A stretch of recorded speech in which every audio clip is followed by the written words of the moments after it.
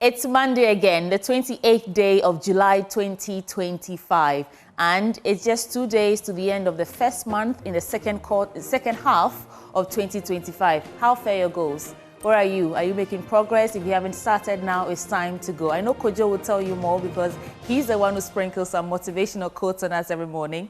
But welcome and a good morning to our audience on our digital terrestrial channel, on DSTV channel 421, on GoTV channel 125, around the world on myjoyonline.com, on Facebook, on X Spaces, and on YouTube. We are grateful that you can join us this morning for the AM show. I'm Sweetie Abochi. And I'm Samuel Kojo Braze, and look, today I'm not going to motivate you, I'm rather getting motivated by you, yes, you, because you have that energy and drive to wake up every morning, every dawn, to prepare to watch us, to make us part of your morning, and to prepare to help build Mother Ghana. And that energy alone is something that drives us, to always try our best to serve you. So thank you for always putting Ghana first and making us part of your morning as well. Well, thank you. So let's tell you what to expect this morning. It's a 4-hour packed show, the AM show, the most informative, educative, and analytical breakfast show on the block. So first on our order is the AM News, which comes with a business update. And right after that, we give you the AM Sport, all for our news belt. And then we get into our news review segment, where we review the newspapers. And today, to help us do that, our guest, Victoria Bright, she's a lawyer and entrepreneur. James Kwabena Bomfe Jr., PhD, is the CEO of Census and a lecturer at UPSA. And they'll be joining us to review the newspapers. And then we have a number of stories that come up in our big story segment. Well, earlier in the year, we heard about the outbreak of Mpox. How many do we have? We're told that we recovered some 23 new confirmed cases, bringing the total to 257, with one person dying. I mean, why that? What is happening? We'll delve into that. And our guest will be Dr. Joseph Oliver Kome. He's head Ghana Center for Infectious Diseases. We'll look into that. And also take you to Bawku, because we understand there's curfew in Nalarego Township and its environs in the northeast region from 2 p.m. to 6 a.m. effective Sunday, July 27, 2025, until further notice. Why that? What is happening really? And we look at what government is doing. Government is taking steps as its approach from peacekeeping for Bawku enforcement in and other affected areas due to the recent escalation of violence, which could derail the peace-building process. Well, so that's not all. We also bring you a hotline documentary this morning on the AM show. Aside everything happening in Bawku, we want to tell you about our mothers whose lives are in peril. So this morning on the AM show, we'll bring you that latest hotline documentary titled Mothers in Peril, Ghana's Rural Centers. We're taking a look at what's happening there. We want to stimulate a national conversation and accountability around WASH, that is water, sanitation, and hygiene crises in maternal health care, especially in rural Ghana. We have a lineup of guests this morning from the head of strategy and policy and campaign, WaterAid Ghana, and many others who will be joining us to discuss this very important topic after the documentary airs on the AM show. And of course, we have some drive-bys. We have a conversation on climate finance, the green transition, and the sovereign debt in Africa. It's a symposium by Afronomics Law and UPSA Law School, and so they are putting this together. But Kojo, we have something else there. Well, we would also talk about the Give Thyself Holy Conference. Well, that is coming up, and we would want to know more about that. We'll tell you much more on the show, so stay with us. Remember that the AM show is sponsored by Syntex Tanks. Syntex Tank is strong, tough. And let's start the show with the AM News with Sweetie Abochi.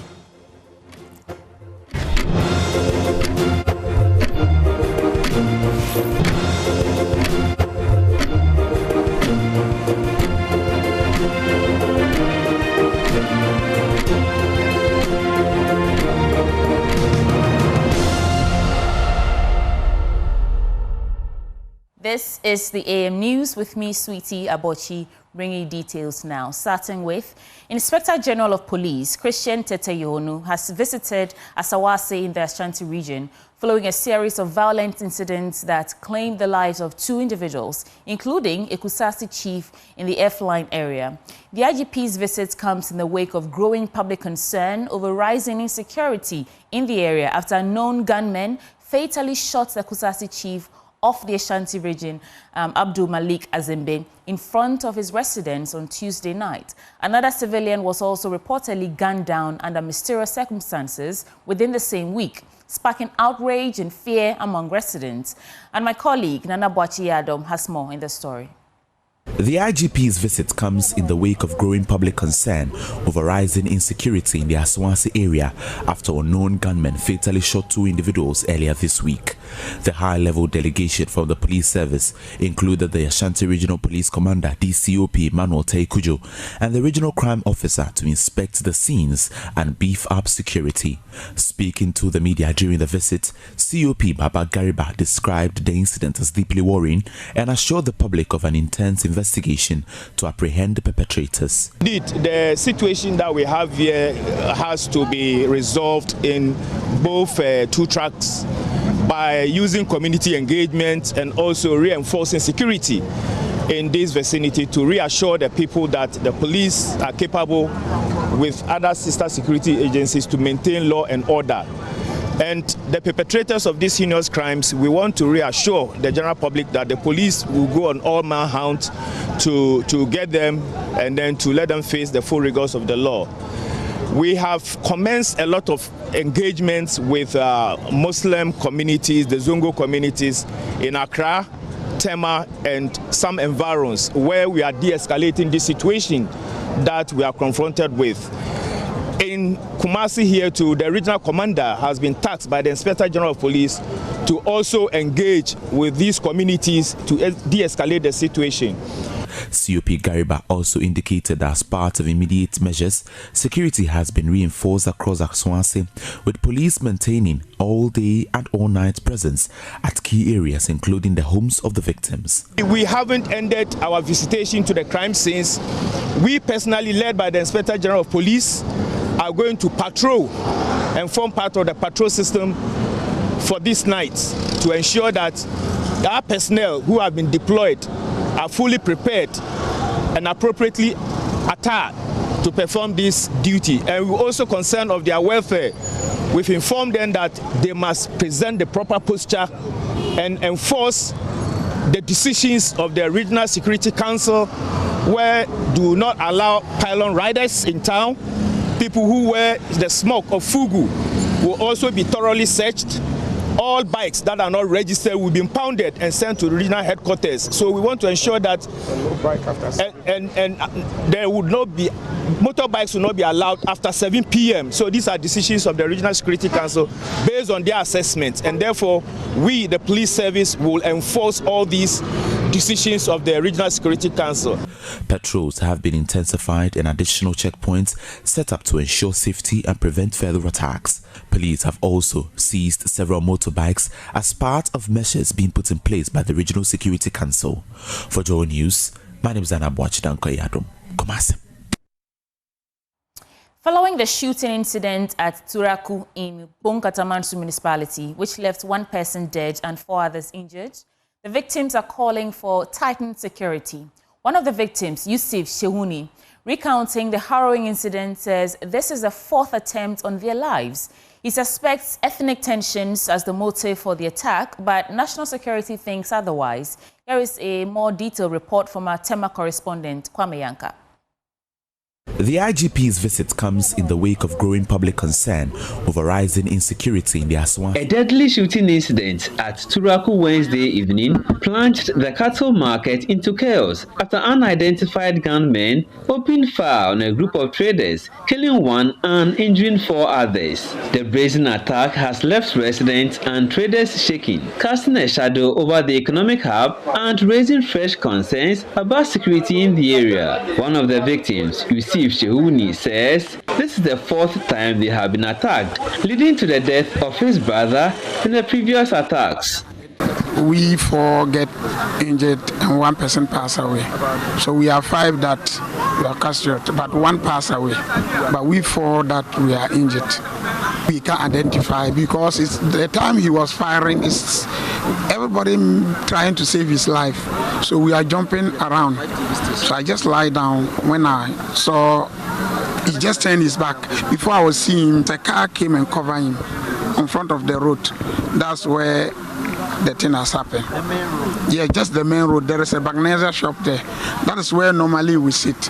While police have launched an investigation, many fear this latest act of violence could inflame already fragile tensions, especially as ethnic undertones are being linked to the shooting. Director of Investigations at the National Security Council, Alhaji Al-Hassan Osman, leading a police delegation to visit bereaved family and victims, downplayed linkage to ethnic tensions. We have all agreed on a roadmap to solving this problem so that they can have the peace of mind to trade with that fears. It is not a tribal issue, for this is pure criminality. You can see that the leaders from both sides, the Kusas and Mampusi, they are very free, the way they interact with each other. You can't see any acrimony among them. So for me, I don't see it as a tribal issue. In which tribal conflict, the people end up stealing goods from the market. So the same people who came to shoot to scare the owners of the animals, the livestock, which actually belong to both Kusasi and Mampusi. They both ran away, and then they stole from both sides. So Kusasi's goods have been stolen, Mampusi goods have been stolen, Mosi and the other tribes, they also have their livestock stolen. So it is not a tribal issue. It is purely a criminal matter. Police say they have already gathered intelligence on the perpetrators and have vowed to arrest and prosecute them in the coming days.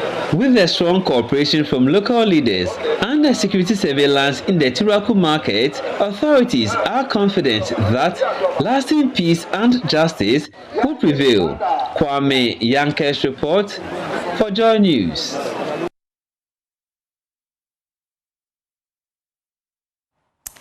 Moving on, the director of the Center for Aging Studies at the University of Ghana, Professor Joseph Osafo, has called on the government to expedite the passage of the National Aged Bill to help improve the well-being and dignity of elderly citizens in Ghana. Adum News' Bono regional correspondent Christian Ofori-Kuma filed this report.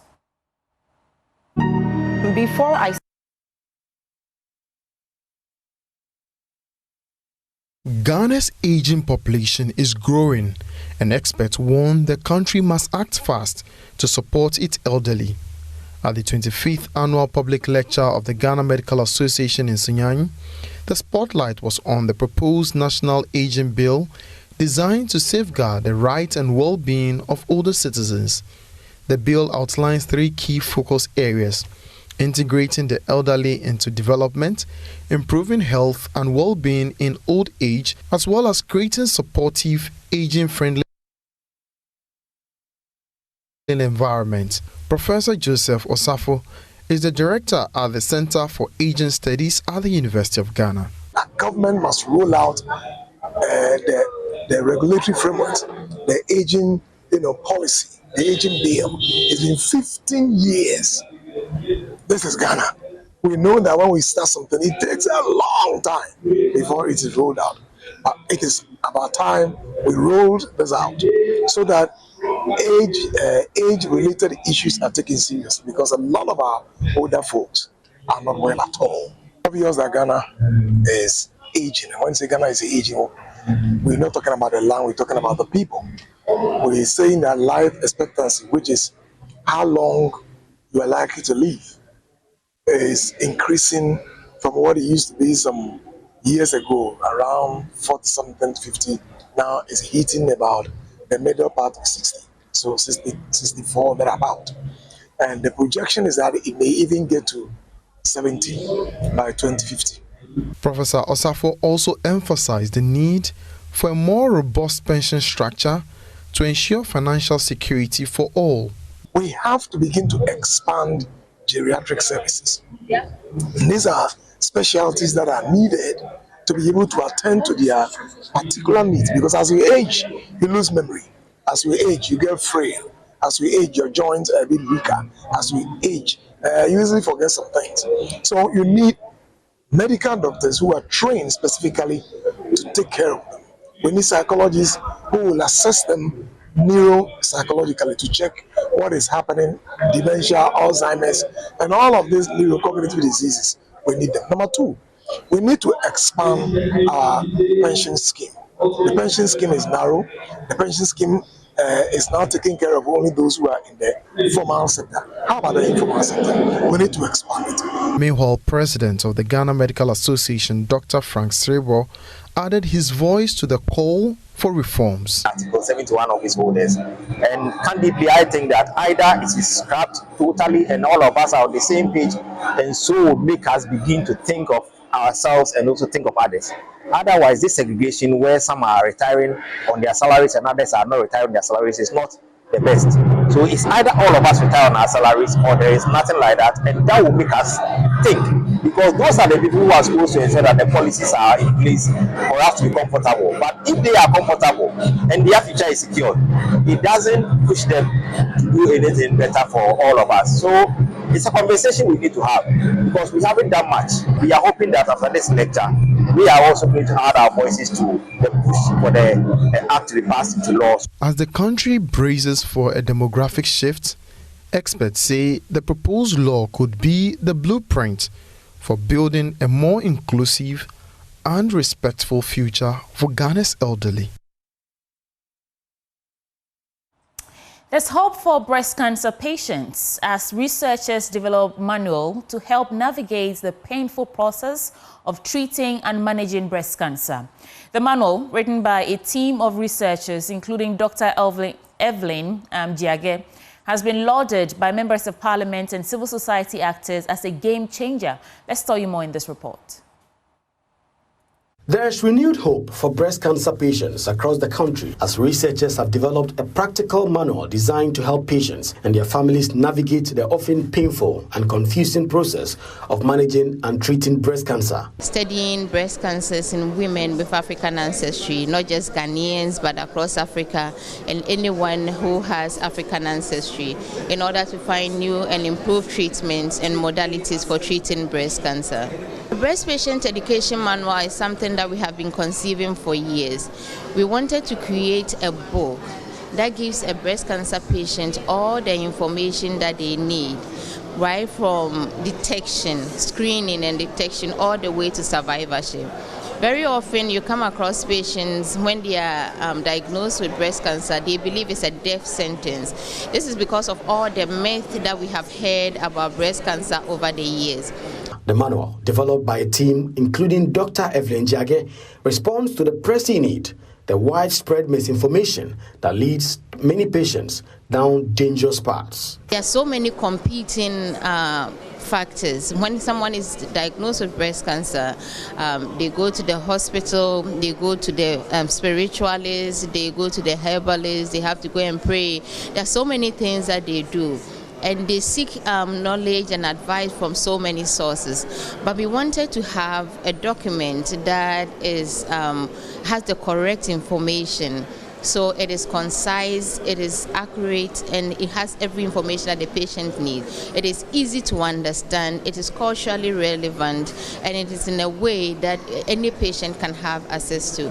From clinical advice to emotional support, the manual is packed with relevant content. It gives information on what breast cancer is and what the symptoms are, what to look out for. It provides information on early detection and self-examination techniques that you can do in your own closet to know whether what you are feeling is something like that or not.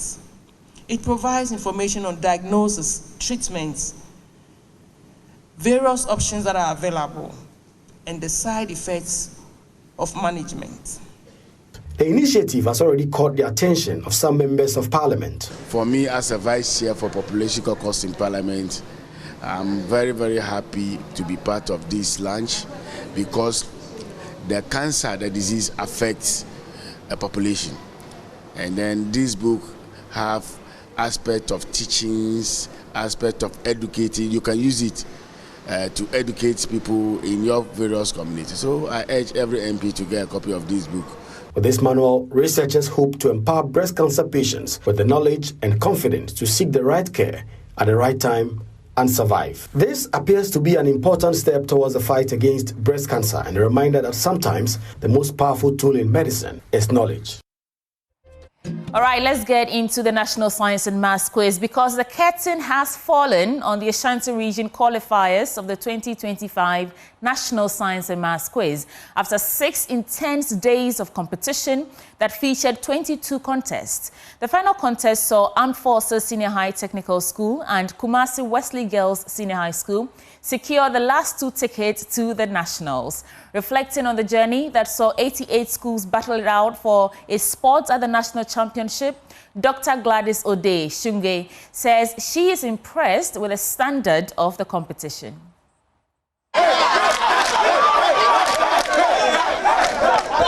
Right, so this is how we are ending the qualifiers in the Ashanti region. After 22 successful contests, within 6 days, we have had 27 schools qualifying or joining the CEDA schools in the Ashanti region to qualify for the national championship as well as the zonal championship. So 27 schools from the Ashanti region are joining the CEDA schools. And the last contest went down between Armed Forces Senior High Technical School and Kumasi Wesley Girls. And both schools have qualified. Armed Forces Senior High Technical School secured 61 points. And Kumasi Wesley Girls also secured 41 points. By God's grace, everything went well. So we thank God. How did you see your fellow girls also competing and qualifying alongside you? Okay, I was very happy that I had other girls, my colleagues, competing with me. And I'm very happy, and I want to tell everyone outside, everyone in SHS, that if you're a girl, you have to try to become part of the NSNP team. Right from Monday, we started. Today we are ending. You sat in the chair, 22 different contests happening, 88 schools competing. Today, we have 27 schools that have joined the CEDA schools. What is your own assessments and impressions so far? Oh, I feel the Ashanti Regional schools have done well. They have given good contests. The competition has been keen.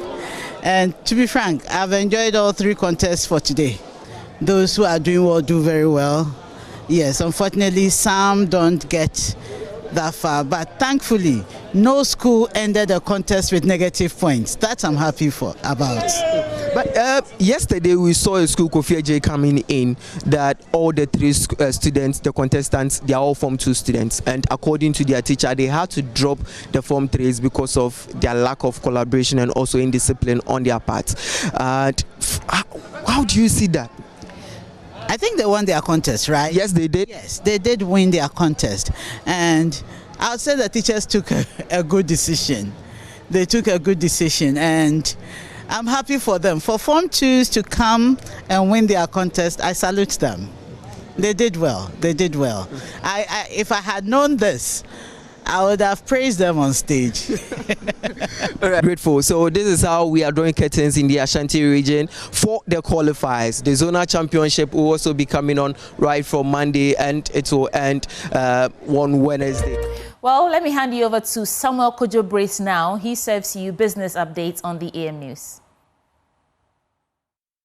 Well, let's do business now. And the IMF has described measures announced by Finance Minister Dr. Kesela Tufosun in the media budget as fully in line with the fund's program.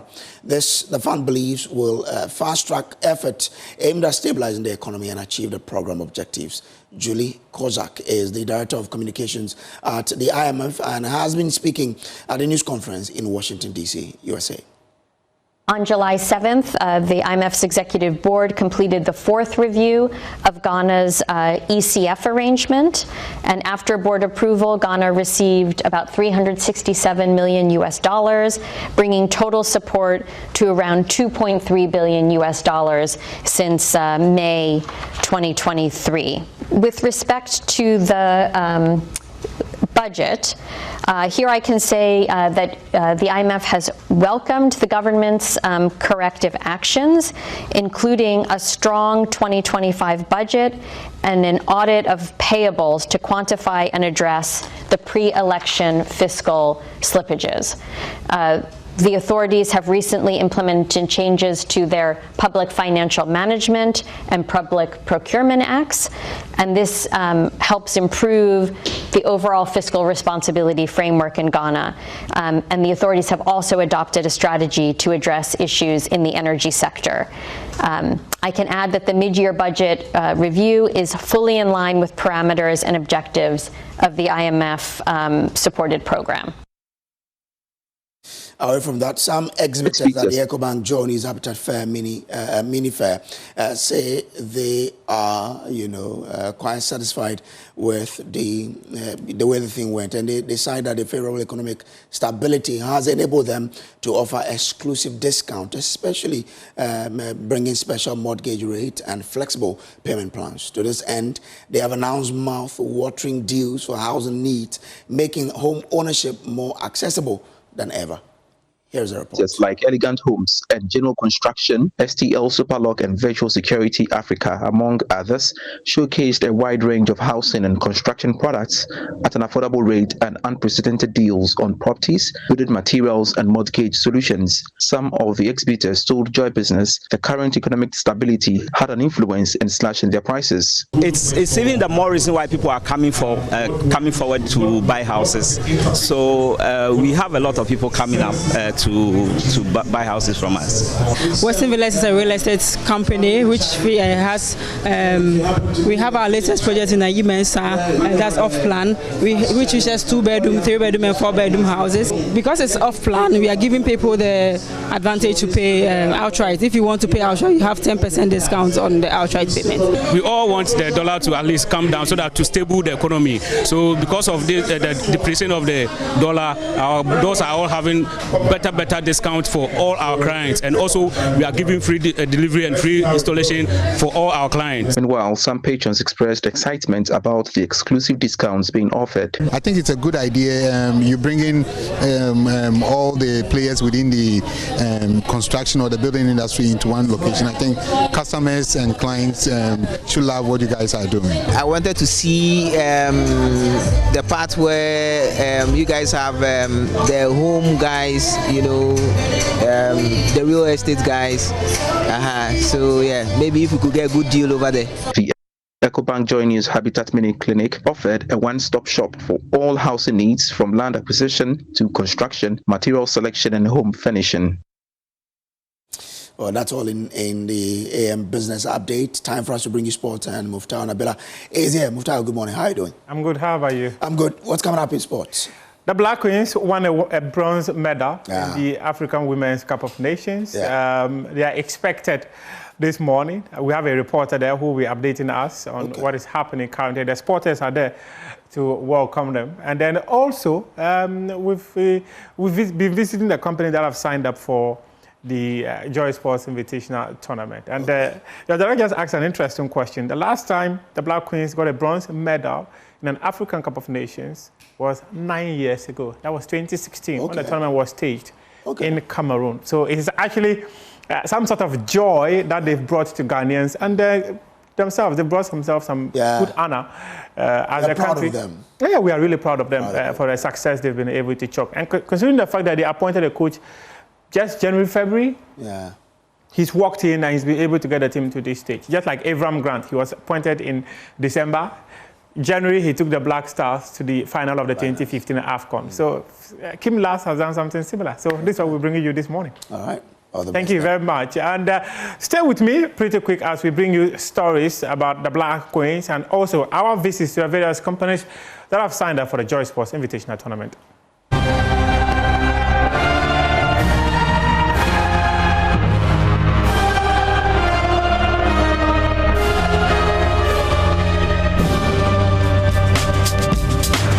Ladies and gentlemen of corporate Ghana, the moment is finally here with us. Yes, it's the Joy Sports Invitational Tournament 2025 happening at the University of Ghana Stadium on August 9, 2025. You know what to do already, don't you? Just call Slevin on 0540-106-466 to register and be a part of this amazing experience full of great competition, wonderful networking, or what will be the honors to bragging rights for 1 full year. The Joy Sports Invitational Tournament is put together by Joy Sports, the thrill of the game.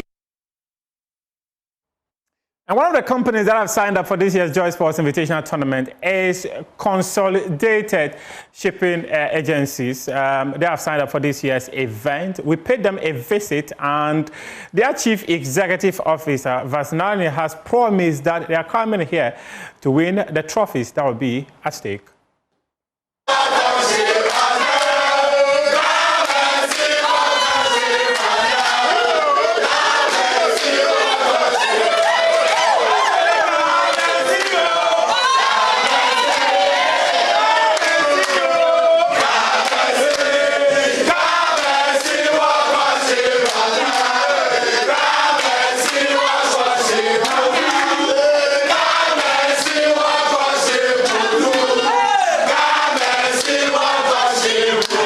This morning, please join me. Hey!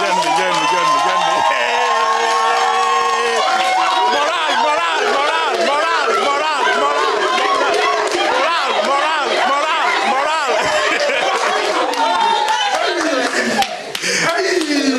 Talk to me about the women's penalty shootout. Wait. Where are my conceived women?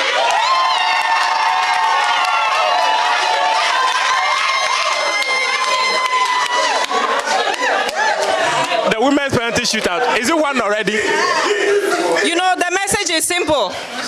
Conship, we are winners. Yeah. And so with the women's penalty shootout, we are the what? Winners!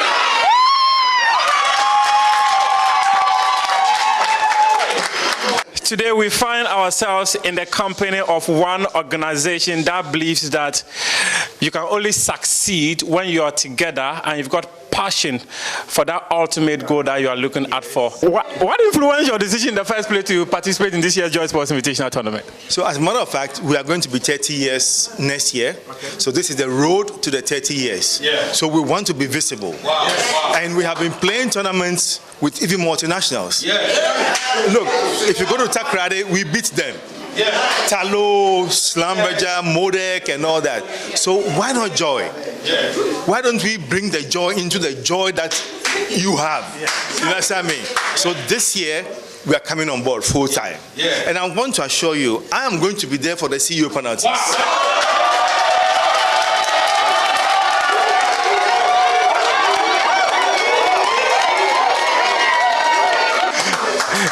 You have a threat in Kwesichumo. Oh. Kwesichum is a major threat in your goal to winning the CEO penalty shootout. Don't fear anybody. Have you really seen what happened in the beginning of EPL? People downplay Chelsea. Today, Chelsea is the World Club Cup. Now, so don't underrate us. We can come from the bottom and be up there. So now to me about Conship, what do you do? So we are an indigenous Ghanaian logistics company formed in February 1996.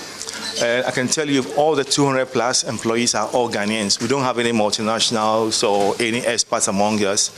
We provide freight forwarding, custom brokerage, haulage, vessel agency, warehousing. And I believe that most of you would have seen our trucks on the road, Conship going back and forth. So this is who we are. Now we have 5 locations in Ghana. We have 2 locations in the Tema-Free Zone, 1 at the port. This place is the head office, and then the air freight operations. And then we have 2 locations also in Takrade, the offices, and then the yard as well. We work in the mining industry. We work with the upstream industry, oil and gas. We do vertical. When I say vertical, all the trading like ShopRite and others, we work with all of them. We have clients all over the place. And anything that has to move, we move.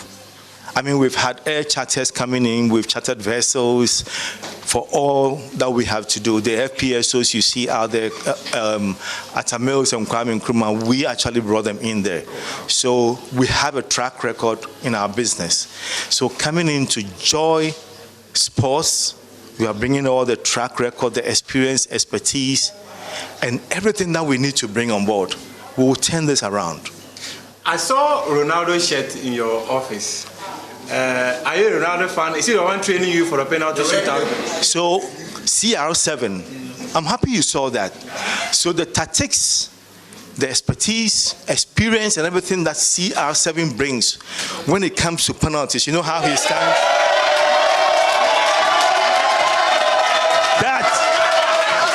That's what we are bringing. Well, they said they've won it. What about you? What are you doing? What is your preparation like for this year's Joy Sports Invitational Tournament? We will also just soon be in your office as well. Thank you very much for your company. Thank you. Meanwhile, for Nkulenu Industries, they say that they've heard the noise, but they're not going to partake in the noise. They have decided to prepare behind the scenes, and they will show up on the day. And those who have been sheeing Jama across the length and breadth of the country will be there to shee Jama for them to win the trophies.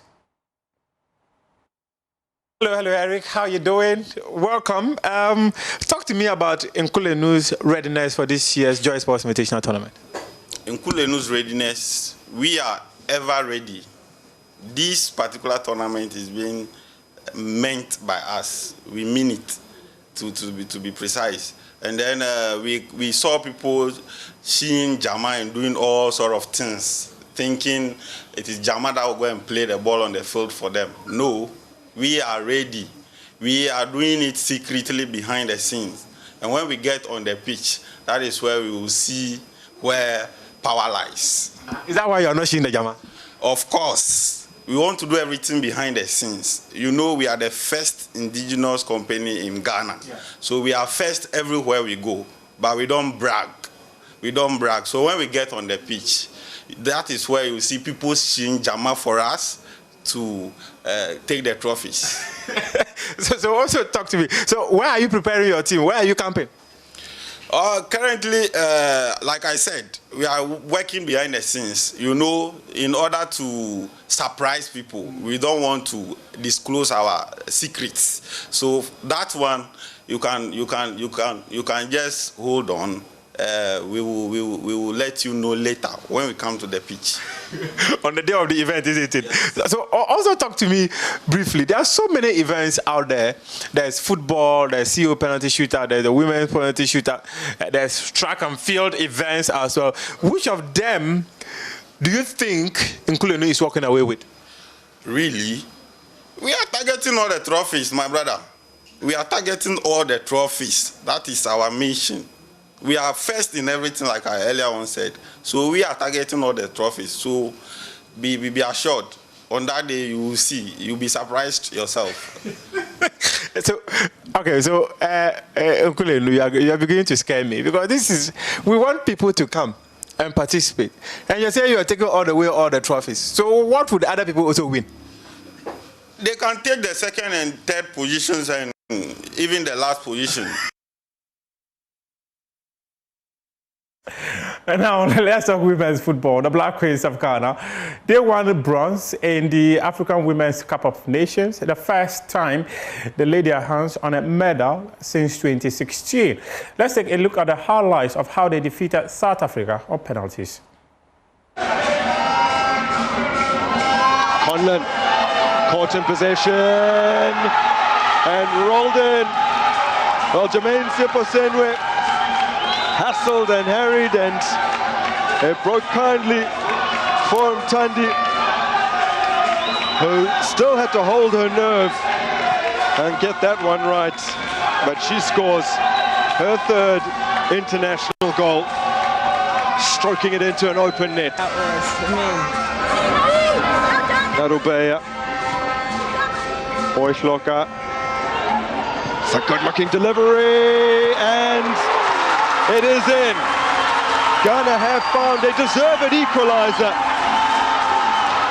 and they profit from an avenue that has been very testing for South Africa up to this point, and that is a deliveries from out wide, and perhaps the player who has been the liveliest on the park. Motlalo has failed previously, famously in the 2018 final, but this time, well, she gets it absolutely right. That boy Shloka. Oh, and she's denied. Andile Dlamini for the third time in this tournament, twice against Senegal, and now the opening kick in the bronze medal match against Ghana. Slowly sidles up, and her penalty is saved. Things are level again. Oh, Magaya's denied. Well, what was she trying to do there? Broughton, who didn't kick the ball during regulation time. Broughton for this moment slots it away. Nancy Amoa, the winning penalty, the teenager, and Ghana claim bronze.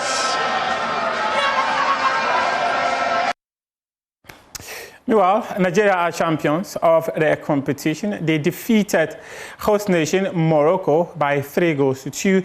The Super Falcons had to come from 2 goals down, which were considered in the first half, scoring 3 in the second half to claim the ultimate crown. And this is the 10th title the Super Falcons have won since the competition started in 1998. So Nigeria are champions of the African Women's Cup of Nations once again. Only 2 other countries have won it since 1998. So Equatorial Guinea and South Africa are the only 2 other African nations to have won the African Women's Cup of Nations. And with Nigeria making it 10, some Nigerians are saying that CAF should rename the African Women's Cup of Nations to the Super Falcons Cup of Nations. Football in Africa, and what a way to do it on a glorious Saturday night here in Rabat. There you have it, Amanda. We wrap up with the ABSA Marathon. Ghana's Kogo Atia won the ultimate prize in the 42 kilometers race. My colleague Razak Musbah was at this event and has details in this report.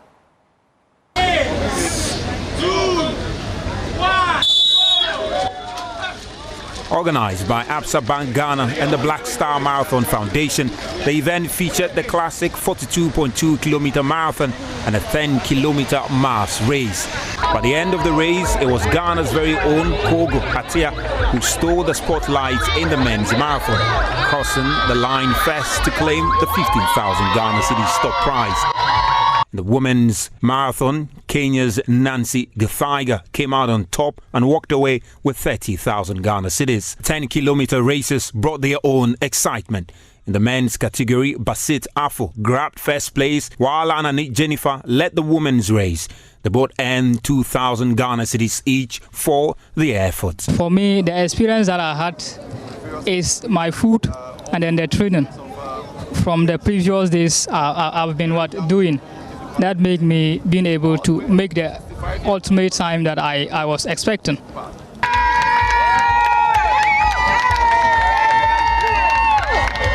One of the standout moments of the marathon was the newly included wheelchair race, highlighting the strength and determination of Ghana's para-athlete. Paralympic veteran Rafael Butio Nkegbe led the charge in the 42-kilometer men's wheelchair event, winning 10,000 Ghana cedis. In the 10-kilometer wheelchair division, Mohamed Fadiga and Ernestina Frie emerged as winners in the men's and women's races, respectively, each taking home 1,000 Ghana cedis. Please, I'm very happy and I'm glad to be the first person. It was my dream to be part, and some didn't participate, but I took first. I thank God for everything. This year's marathon also received a major endorsement from President John Dramani Mahama, who lent his presence to the event, describing it as a growing part of Ghana's tourism experience and promising to help make it one of the best on the continent. The marathon has become a part of Ghana's tourism experience, and we've labeled it the Black Star Experience. I'm lending my presence to it today to show how important that this project is for us.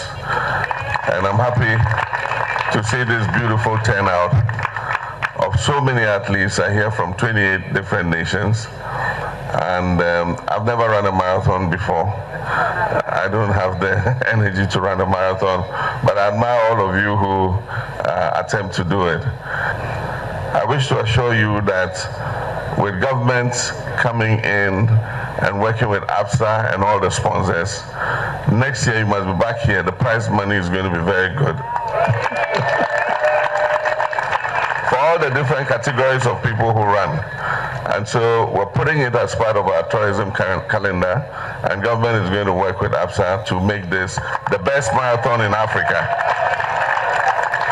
The executive director of the Black Star Marathon Foundation, Dr. Eric Kwame Adai, while lauding all the participants, also said next year's event will be even bigger, promising more inclusion and more international participation.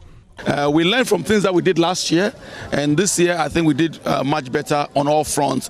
In terms of the marketing, the communications, the promotion, the branding, I think we stepped up very much. We executed very well on our strategy.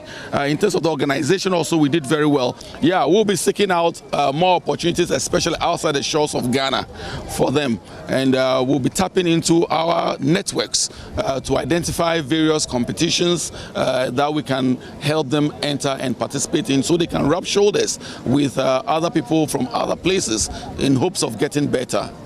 All finishers received medals and certificates, a lasting reminder of their efforts. But beyond the medals, this event is also making impact. Significant part of the proceeds will go towards kidney dialysis treatment for underprivileged patients, while also supporting athlete development, community health education, and youth empowerment initiatives across Ghana. For Joy Sports, Razak Musbao.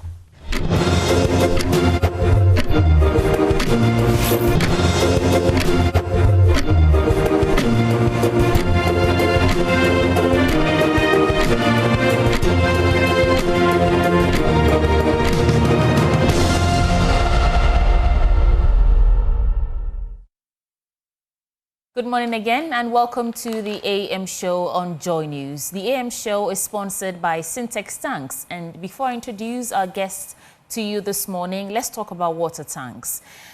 Do you know the secret to real water storage? It's simple. If your tank doesn't have the tortoise on it, then it's not the correct tank. That's right.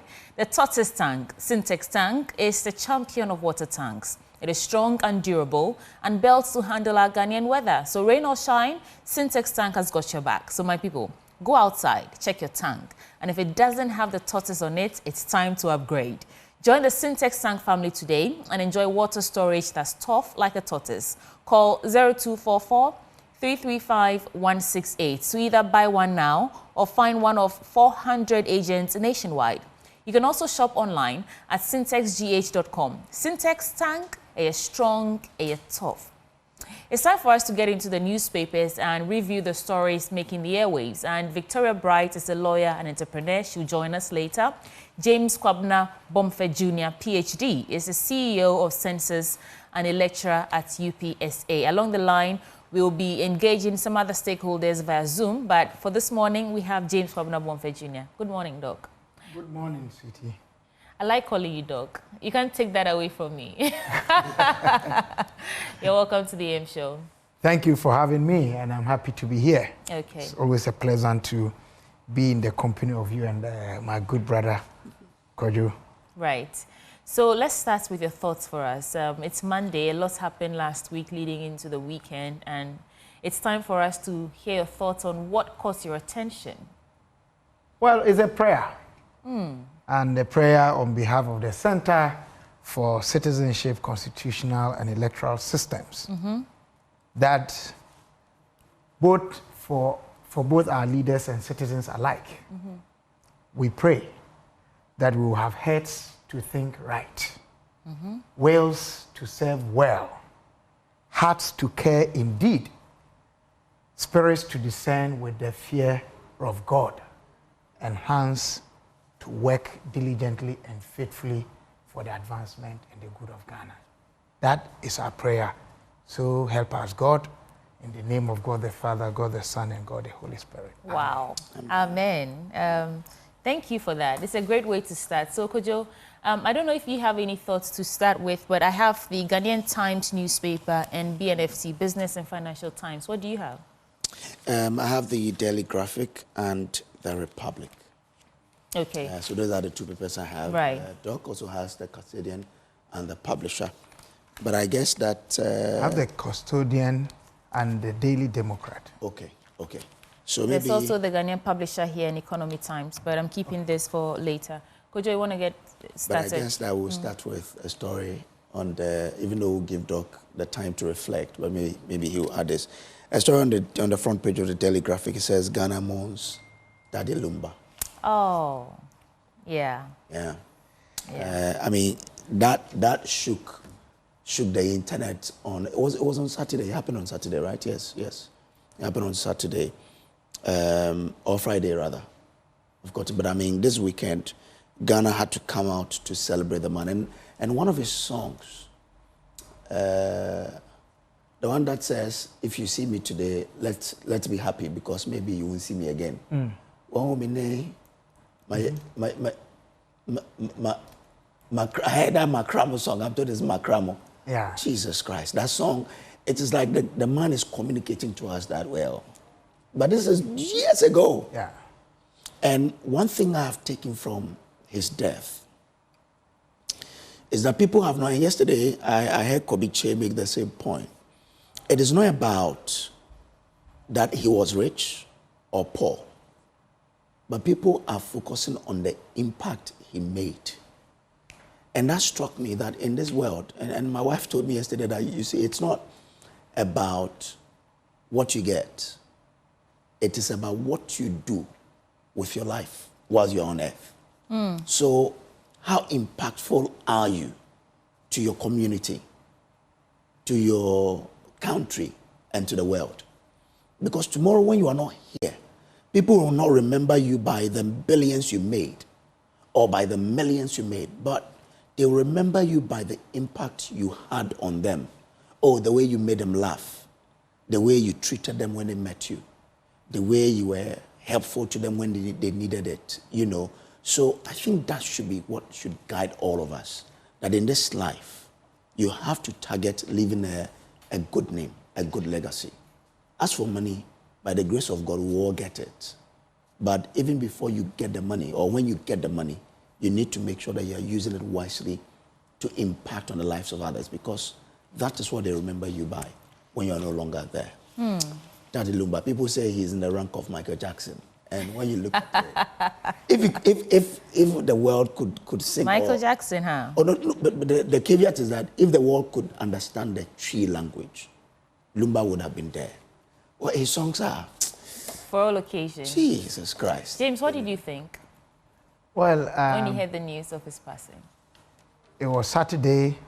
I was in church, and one of my friends, a lady confirmed, she said, oh, so the news she had is confirmed after all, and that it was all over news portals.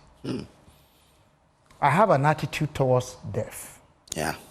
Maybe because of my personal experiences of experiencing the death of my backbone when I was about 5 or 4. Okay. And the fact that my mother died so young. My mother died at 38. And yet, when my mother died, the entirety of Kintampo came to a standstill. And these days, I look back and I'm like, how young she was, and yet she was so impactful. And then I had a kid sister who came after the one who came after me immediately, also died at 29 in 2015. But it is not to say that my senses are deadened towards death. But, you know, that through these experiences and my understanding of scripture somehow in relations to death is that in death is life, and in life is death. Life is not so much about its longevity or brevity, but the impact it makes the death of on others. Daddy Lumba, Christians, non-Christians, secular, traditional alike, you hear his music. It's not just the lyrics, but the accompanying rhythm and beat. You cannot help but to admire and appreciate. One of his songs, Kumi Huma Nipa, Yasi Nipa Nhunia Maye. Yeah. Yentubia, that kind of song. If you don't pay attention to the lyrics and you look at Yentubia, you assume that he's throwing off people. But what he says is that human beings, insatiable as we are, no matter how well I serve you or serve you, A day will come and you say, oh, Fanasem. That's how we are. Ingratitude. Don't we do that to God all day? We do it. All the time? We do it. And also, we must be measured. And for me, in that song, is an important lesson of life. That whatever has a beginning has an end. Emery Yeninkaso. I understand last year he turned 60. Yes. And somebody shared something on Facebook, which for me, I said, the man had said his goodbye publicly. And at this stage, the best way to mourn him is what you have started. Let's celebrate him by the legacy he has left through music, the art of music, the songs, the impact, the meaning, and what it should tell us all. That we are here today, tomorrow will be no more. The important question is, how will Kwabena Bonfe be remembered? Whether by Sweetie or by Kojo. And our viewers, I pray that if I will be remembered, it should be in a positive light. No matter how negative I may have conducted myself, there should be something positive about my life, that somebody is inspired, young and old alike. Right. For me, that's the best way to build Ghana. Okay, thank you. May the souls of the faithful departed rest and abide under the shadows of the Almighty. Amen. I like to just keep it short because I've used a song for Ekutia.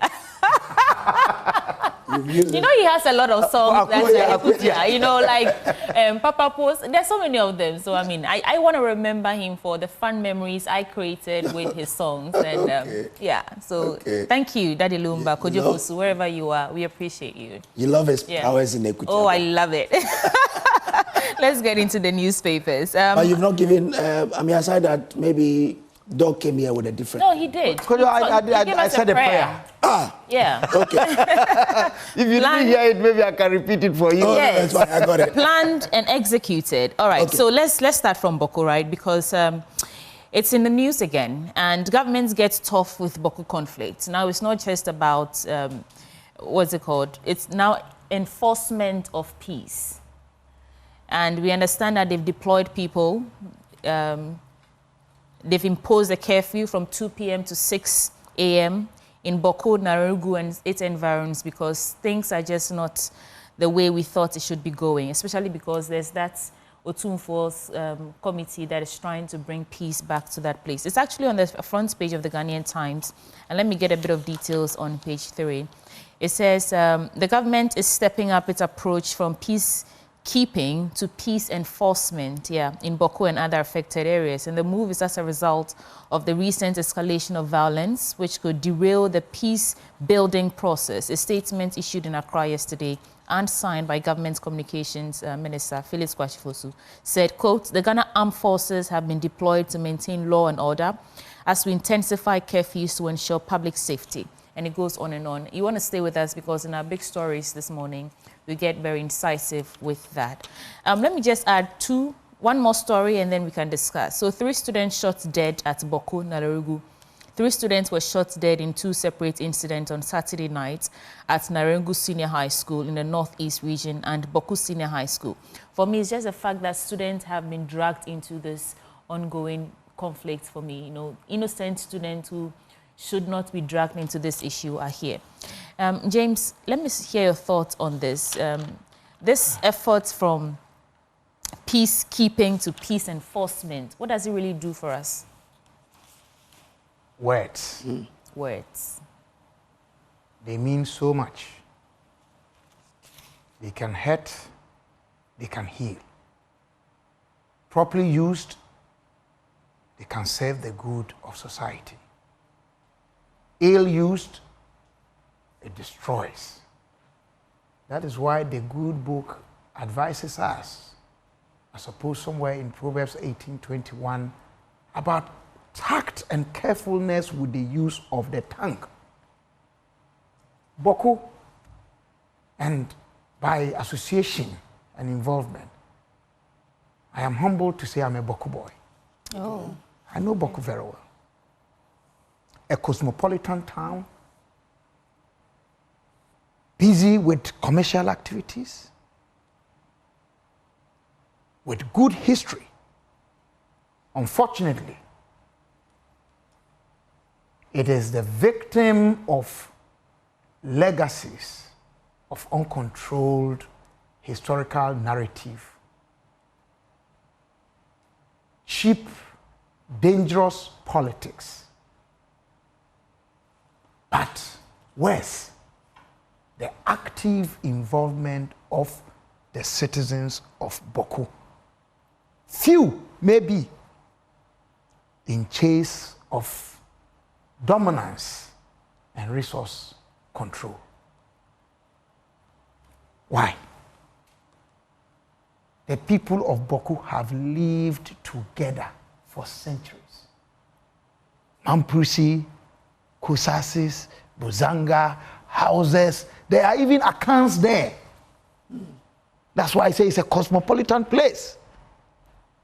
My good friend, Dr. Deborah, who was one of the few eye specialists in the country that I know, he died not long ago. He had worked there for some time between 20 to 30 years.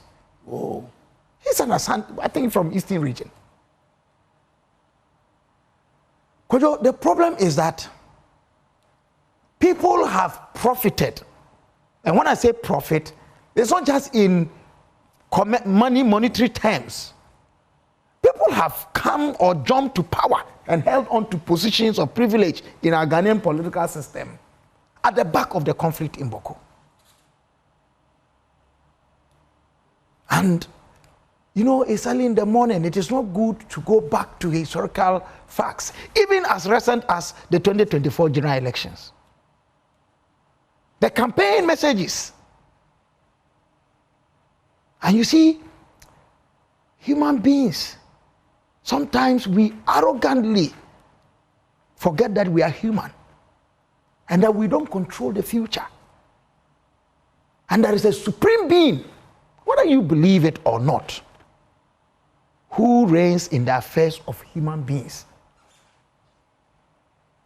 Now, what is happening currently?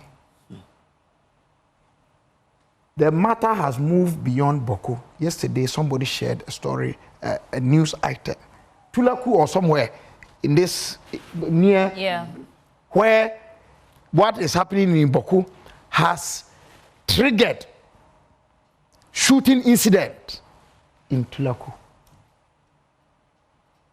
Because of the Bawku? Bawku, Kusasi Mamprisi. Yes. And you know, the answers are there. But the problem, that Tulaku incident, we understand that, I mean, some other people say the guy stole something, not because of the Bawku. Is that alleged, or we can really? I heard one of the victims who survived the shooting and was hurt, survived with a wound, say he's a Mamprisi man. Okay. And this was not the first time it was happening. I am sure the Kusasis will also have their story to tell. Okay. So I'm not making up the story. Okay. In fact, the IGP and his team. And he said the IGP and his team are going there. They were was there. It yesterday? They were there. In the news this morning, we reported that they had visited these places. And so let's be careful not to. Look, the ripple effect is dire. Peace enforcement. I'm sorry. Let our political leaders know that you cannot enforce a forced peace on people. Really? You can enforce the mechanisms, the triggers that can ensure that there is peace. But peace cannot be forced. It must be understood. The people must accept. And that's why we say that peace is not necessarily the absence of war. What you can do is to force a situation where you seize ammunition, you put the force of the state against the warring factions. To what end? Can we be there all the time? We need to go to the roots of these matters. And I say this with all humility. There may be others who know better than I do. There are years of covenants traditionally entered by people. And when you want to go into these issues and you go politically without understanding the cultural underpinnings, the covenants, testaments that were entered centuries ago, and you want to use political expediency of today to solve the problems, they will never get solved. Does this undermine Otumfuo's efforts to mediate this conflict? That is the question you should be posing, that government saying that it is going to enforce peace. How is it liaising with the Otumfuo committee? You see, and I want to say this, we should be faithful to our commitments. The role of chiefs in solving traditional matters is understood by the framers of our national constitution, for which reason chieftaincy was guaranteed in the 1992 constitution. You can't solve certain problems with the, contemporary methods that we use of governance. So you have appointed Otumfuo. Maybe we have doubts in what the Otumfuo committee is doing, or we are not empowering the Otumfuo committee well enough to go and work. As we speak now, what has become of the chieftaincy secretariat? By sending the Ministry of Chieftaincy or the issues of chieftaincy to the local government ministry. We raised issues about it in a short article. I don't know how government is taking that. But if you are not very careful and you toy with issues related to chieftaincy, you will have issues that are, of dire consequences. But is it a point that governments over the years, because this is not new, have gotten it wrong, that they haven't been able to, understand the real issues.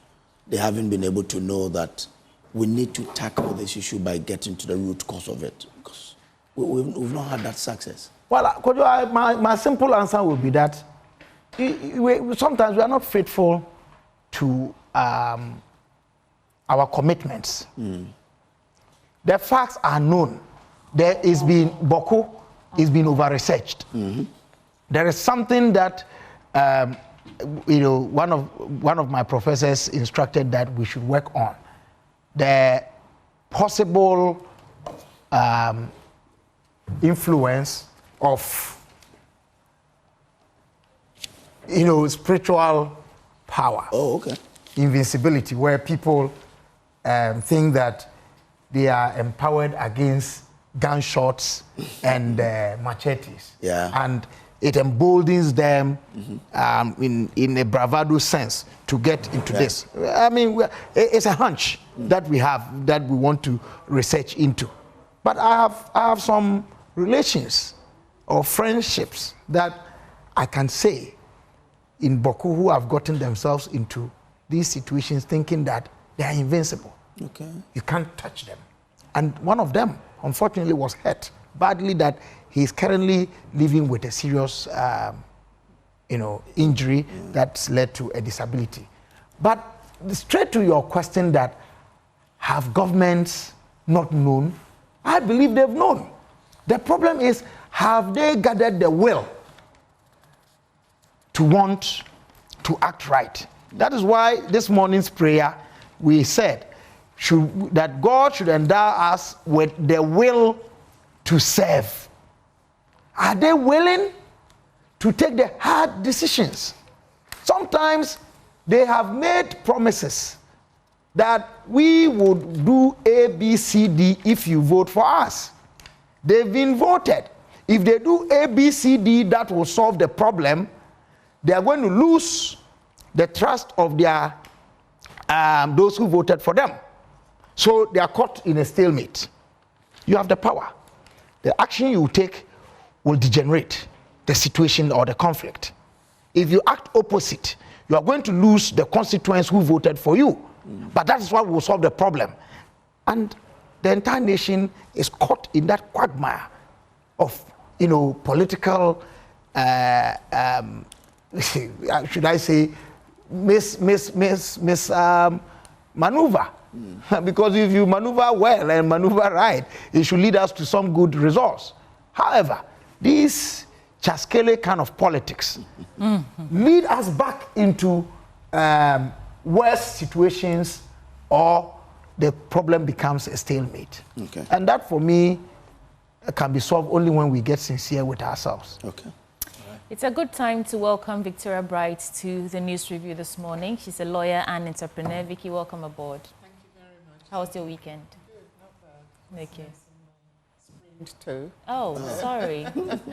Thank you. Right. So we started from Daddy Lumbe's passing, Yes. and then we went into Bawku and the escalation of tensions over there. And James was just reflecting on that in terms of whether or not governments have failed and how this undermines the efforts of the Otumfuo Mediation Committee and all that. Let's hear your thoughts for us this morning. On the Bawku conflict or Yeah. everything? Yeah. Okay. Yeah, no, I mean, it's very sad. I mean, you know, innocent people have been killed yet again, including an SHS student. Yeah. You know, I understand they just went into the school, climbed over the wall. 3 students. 3 students, wow. Climbed over the wall, grabbed the students and just murdered them. And that's what it is, murder pure and simple. You know, I think this thing is really, government has to find a way to crack it, because we just cannot continue like this. The last time we spoke about this, another student had died. You know, just lying there, people were, you know, dead, lying in the street. I mean, we cannot. It's just not a situation which can continue to be tolerated. And it flares up, then we have the security forces there, the situation seems to be calm, and then, you know, it doesn't hold. Yeah. And we were only talking about this, just a few weeks ago, you know. So for how long will this continue? We need to have a permanent solution to the Bawku crisis, because it's costing too many Ghanaian lives, and also the tensions, you know, tribal tensions. Ghana is not really a country where tribalism is a big thing. We all intermarry. Yeah. We don't care. We, you know, Muslims, Christians, whatever, we all love each other. We live side by side with each other. This is alien to us, and people need to calm down, because at the end of it, we are all Ghanaians, first and foremost. And people must remember that. You know, what has this achieved? You've killed 3 people. What has it achieved? Has it taken us any further towards achieving anything positive? No, it hasn't. Somebody was in school studying. Their parents thought they were safe. They weren't actually doing anything wrong. They weren't playing truant. And even if they were, they wouldn't deserve that. They were in their dormitory, you know? I mean, if you are not safe as a student in your own dormitory, then what is happening in this country? So they shouldn't do the usual, they go there, come. I know that the military have gone there. I know that the police are also there, but they have to do something more. And government really has to tackle this thing and nip it in the bud first and foremost. I know the security forces are capable of handling this situation, and they must, once and for all. I hear the MP's house was also set ablaze as well. It's just not acceptable. What if there had been people in there? What if someone had died? Right. Well, interesting times ahead. I want to wrap with the Ghanaian Times so that we can get into your papers as well. There's a story here, railway revamp, key to jobs, trade, connectivity. The Minister of Transport, Mr. Joseph Bukari Nikpe, has charged the newly inaugurated governing board of the Ghana Railway Development Authority to work with professionalism and integrity to revamp the country's deteriorated, because I don't see how effective our railway systems are, railway sector. Actually reminds me of something I was reading this morning.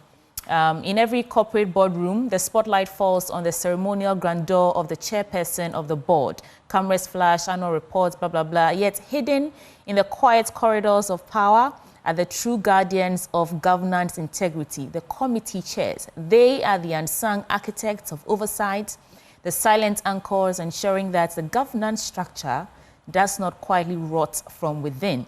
And so, I mean, I'm just linking this to the new board, and hopefully they can begin to actually change the status quo for us. What I just read is the inconvenient truth from Professor Douglas Boateng, Chartered Director, Industrialization Advocate and Governance Specialist. It's actually in the Daily Graphic, Ojo. You have that paper. Yeah. And it says the inconvenient truth. When the silent anchors of boardrooms hold the keys to integrity, yet remain overlooked. And so that's it for the Ghanaian Times newspaper. Please, your reflections on this. Railway, I think there are too many cars in this country, and it's because we don't have a good public transport system, you know. Every day, I can't imagine the number of cars that are imported into this country because nobody wants to take trotro, you know. Here we are, we have a new board that have been inaugurated to sort of help change the narrative or what is our reality in terms of public transport, specifically railway. James, what do you think about this? I was just trying to look for an article I did in 2007 or 6. Ghana at 50, rethinking the railway system. I think I was then either had just finished my undergrad or I was in final year. And on reflecting on Ghana at 50, I researched at what the transport system does to a growing economy to advance the people. And one of the things I found was that the economies that we say were doing well at the time had reliable transport network and transport systems. How could we not as a people ensure that we had a very good railway system? I was reading a document that said there was to be a golden triangle. Yeah. The motorway from the Western region, you should be familiar with that. This motorway was to run to Elubu, and from Elubu to, I think, Hamle, and then from Hamle to, I think, Hamle back to Accra, the motorway. And then there was supposed to be a railway system that would connect the north and the south, extending into our neighboring countries, Cote d'Ivoire, Burkina Faso, and then Togo. What has happened to this? And it is so something that we could do over time, especially in the recent times where you have got PPAs, public-private partnerships. If government hasn't got enough money to build it, we could contract, get some private entity that has the money to build for us, run it, recoup their money. They call it build, operate, transfer. So why we are still where we are, and what is sad about UCT is that I love to travel, but I've been reluctant to travel lately to go home because Kumasi, Accra can take you time that someone will leave Accra Kotoka International Airport, why we still call it Kotoka International Airport, I don't know, and get to Heathrow and you have not gotten to Kumasi or Kintampo. 6 hours. You'll be in Heathrow when you leave Accra International Airport. But 6 hours, you should be lucky if you are in Kumasi. And if you are going to travel further to Kintampo, you have a lot of time. But if there was a railway system, reliable, I say people could live in places like Kintampo and work in Accra and go back. It would decongest Accra. We will have less cars on our roads here. We will have less people here fighting over limited houses. So it's possible we could do it, we can do it. Why we are not is the same problem that we are dealing with in Bawku. The problems in Bawku are in Bawku. We can find solutions to them. We are just not committed to them. The problem of getting a strong, reliable, far-reaching railway network is within our doing. But are we committed? Do we want to? We're just not. And sometimes when you hear some of the things, you get crazy that good money is, dripping down the line. contracts that are supposed to be 3.5 million end up on the books $9 million. Or more. And where? And the same people meet you and they pretend they have nothing. It's sickening. It's sickening. Railway system, what is it? Why can't we do this? So do you think the work of this new board that has been inaugurated, do they have their work cut out for them? Which new board? There's been the Railway Development Authority. They've inaugurated a new governing board. That is where the stories are. Let me tell you, the Railway Development Authority is going to cost us money. A lawyer who was recouping money for them, a law firm, contrary to their agreement with that law firm, they fired the law firm. The money that the lawyer was getting for the Railway Development Authority is stuck. The lawyer, if he wins the case in court, is going to take money from the Railway Development Authority. At whose expense? Could you and I? But that authority, have they been briefed on their mandate very well? Are they committed to living the mandate they have been given? 3, do they have key performance indicators? Do they have their own, performance improvement mechanisms to ensure that from time to time they can checkmate themselves? And 3, how many of us, the citizenry, are even aware of what they have been invited to do? Okay. So it's not really so much the new names that we give to ourselves or the committees, but a commitment to do right. Lawyer, you travel around a lot, and I'm sure you've seen how efficient railway systems are to developing economies. We're in a country where, I remember there was a presentation in Parliament about this spine thing that Doc was talking about, how railway we were going to link Ghana with our rail system. I know from Kojo Chrome to Zinsuta, there's a new line that has been built there. We also know about the one Alphonse constructed. But at the Sky Train, that never materialized. I have used the train from Asoprochona. Asoprochona is around Sakomono to this place, I think about 3 times. Oh. And I've been amazed about how the thing works. There's nothing like traffic. You just used it recently? Yes. It was I think last year. Okay. Yeah. So for you, if you hear a board has been inaugurated like that, and from what you do know, what is your expectation as a Ghanaian for this particular board? Well, I mean, I guess my response will be twofold. I'll comment on the board and also the whole railway thing. Effective boards are important.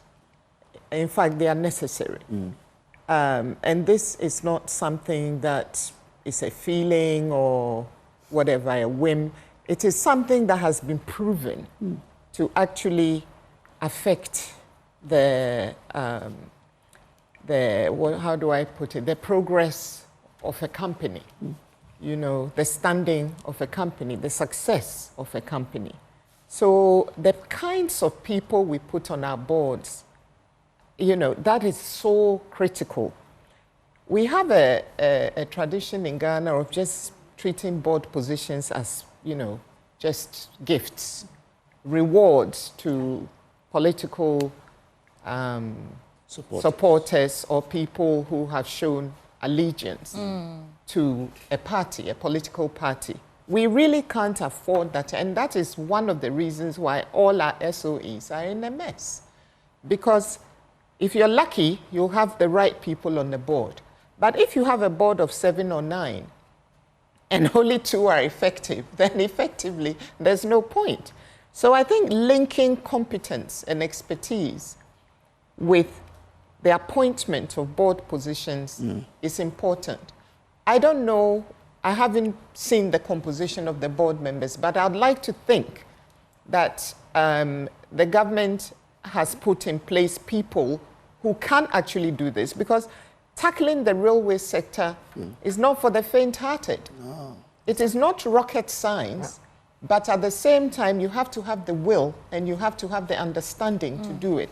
especially in an environment where we are trying to raise money for everything, you know, and to attract the right kinds of people to the country to come and build these systems. You know, so I hope that we have the right people on there. I mean, look, having an effective railway system is now critical for Ghana. Yeah.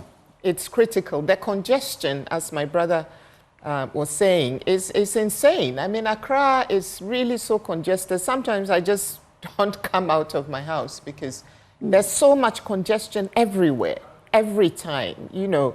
And I think it will help to improve that a lot. And also it will boost economic growth. It will boost economic growth. I mean, look at and ease the tension, the pressure on our roads. We are transporting heavy goods on the road, you know, and that's not, it just puts so much pressure on our road system. So I believe that, you know, bauxite, cocoa, cement, all of them are going on the roads.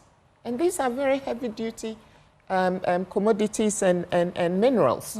We can't afford to have that. And it will also help to integrate the country, you know, the remotest parts to the, you know, so all this, and people can commute. Everybody doesn't have to live in Accra. Imagine if you could live in Kumasi and work in Accra. You sit on a train, an hour later you're here. That's about, if you live in Kaswa, it will take you longer than an hour to get here. You know, so you could be living in Kumasi and working, you know, and working in Accra and going home. Families have been divided because somebody is living somewhere, someone is in Takoradi, someone, and then maybe the husband is working in Accra. And all these things have impact on our economy. So we need to get to that point. Abroad, a lot of people actually live in the suburbs. In the suburbs. And they commute to work every day. But it's cheaper there. And it's cheaper there, and you have more. And some people just don't like, you know, cities. They like living with space and grass and looking at nature and breathing some unpolluted air, you know, for a while. So all these things. And also, you know, it also improves public safety. Because, you know, the number of road accidents that we have in this country is insane. It's really not acceptable. And every year it seems to be getting worse. People are just dying. You know, in the I don't have the figures for the first half of this year, but I'm sure we'll all be shocked by it. Because we keep hearing the stories of people just dying and dying because of this thing. So I think that for all sorts of reasons, we really need it. And also, you know, it's one of the key pillars of the African continental free trade, you know. The connectivity. And I think it will help us as well by you know, because once you finish Ghana, the next logical thing is to now do it to your closest, even if it's to Togo.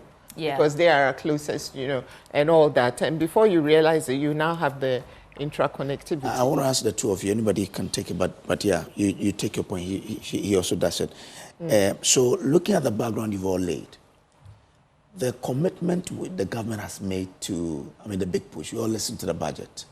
Some people have said that should have been in railways. Would you agree that all of those monies, for example, you know, building a railway between Accra and Takoradi? It's a game changer. Do you think government should have focused there to pump in more money, get the rail lines working? The problem we have is that our infrastructural needs are so great. Our infrastructural needs are so heavy that something has to come first, you know. And right now we are relying so heavily on roads. So I can understand why the government is putting the emphasis on roads, but it shouldn't be at the expense of railways. Because for me, that railway connectivity is a game changer.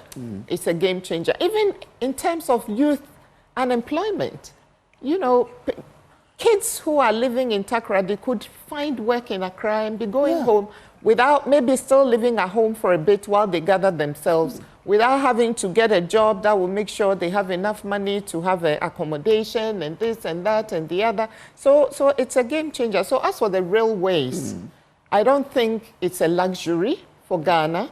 I think it's a necessity. And the sooner we embrace it, the better. And the government, and I hope it's this government, that successfully tackles this railway will forever be thanked by Ghanaians. Because I think they will forever go into history as being one of the most game-changing governments in the history of our nation. All right. Let me take you back. I thought Doc yes. You know, I can't help but to read, I think the third or so paragraph from this article I did in 2007. It was published on Ghana Web, January 30, 2007. Could you listen? In 2005, July 2, the Minister of Ports, Harbour and Railways announced some plans to extend the railway system to facilitate economic development. Quote, to begin with, the minister said, $5 million is being sought from the Agricultural Development Bank for feasibility studies. According to the minister, possible projects include Tamale to Bolgatanga and Paga to Burkina Faso, Wenchi, Bole to Wa and Hamile to Burkina Faso. A year after these pronouncements, on March 23, 2006, the minister was heard again saying they had received proposals from Czech consortium, Czech Republic, that's Czech Republic, which he said would boost the economic potential of Ghana when completed. Here again, he recognized the importance of the railway system to boost the economy. Yet, another feasibility study was expected to be carried out in subsequent weeks through the support of the Czech government. It is interesting why the minister, after recognizing the potential of this railway system to help our nation, would be so slow at getting a proper feasibility study conducted. The routes suggested by the minister clearly show that the larger part of Ghana will be covered. Though mention was not made of the Volta region and Kintampo, the center of Ghana, I think future projections could take care of them. However, why this ministry with all the technical people there has failed after 3 years of expressing the intent to produce a comprehensive feasibility study is a matter of grave concern. Decades later, we are here. Now we are in 2025. Kojo, and we are talking about what, Sweetie? What are we talking about? Look, as Vicky rightly pointed out, the government that will be bold enough to just make a possible or a proper railway system its core focus to deal with the problems in the transport system will forever remain in the hearts of our people. In this article, I talk about the 930 kilometers of railway line that was inherited from the colonial legacy. I mean, that is virtually what we have lived with. Okay. So, I mean, I want to continue listening, but we have a few minutes to go. And just before you do that, I just want to add something to my earlier submission, that if the government does not put a comprehensive railway system in the country, it's not going to. Their 24-hour economy agenda is not going to happen in an effective way. Okay, thank you. So, Deputy Minister Designate for Communications, Digital Technology and Innovation took his turn at the vetting committee. And he was asked a question that left many scratching their heads when he answered. I think he was asked, what is coding? I want you to watch for yourself, because the response he gave has come, I mean, it's become very controversial. Some people who are cybersecurity experts and the rest are saying that he wasn't necessarily wrong, but let's take a look at what happened and then we'll speak to the expert. So my second question is that the NDC's manifesto talks so much about coding, and to the extent that I've heard that you're training people on coding. As Deputy Minister of Communications, I hear it's 1 million people on coding. Do you know what coding is? Yes, I do. Kindly tell us what coding is. Coding is providing training for young men and women in the IT space. Training them in web design, training them in, how to build software and what have you. Basically, this is what coding is, Mr. Chairman. Okay.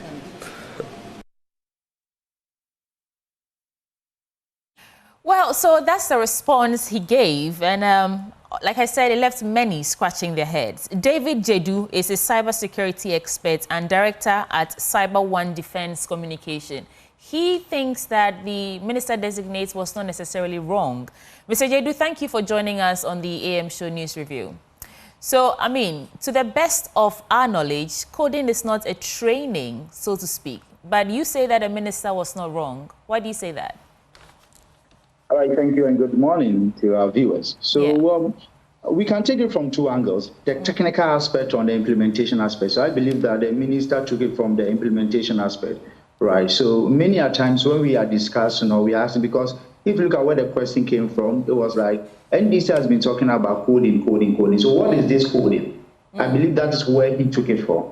So he was actually explaining what the coding and the importance and the benefits of it to the people. So that is where I believe it was coming from. So the technical aspect has its own definition, whilst the implementation of it, I believe, and that is what the mandate of the minister, to make sure that whatever they are saying is able to come into place or implement it very well. So to my view, critically looking at the video, it's good that we talk about it, then we see experts also speaking about it. But I believe that he was coming from the policy aspect of it, not as the technical aspect. David, hold on there. Do you know that, as people say, understanding the question is even answering the question in itself? Do you believe that? Yes, please. Yeah, I do. Okay, so if you do, and you are in the space, someone asks, what is coding? What would be your answer?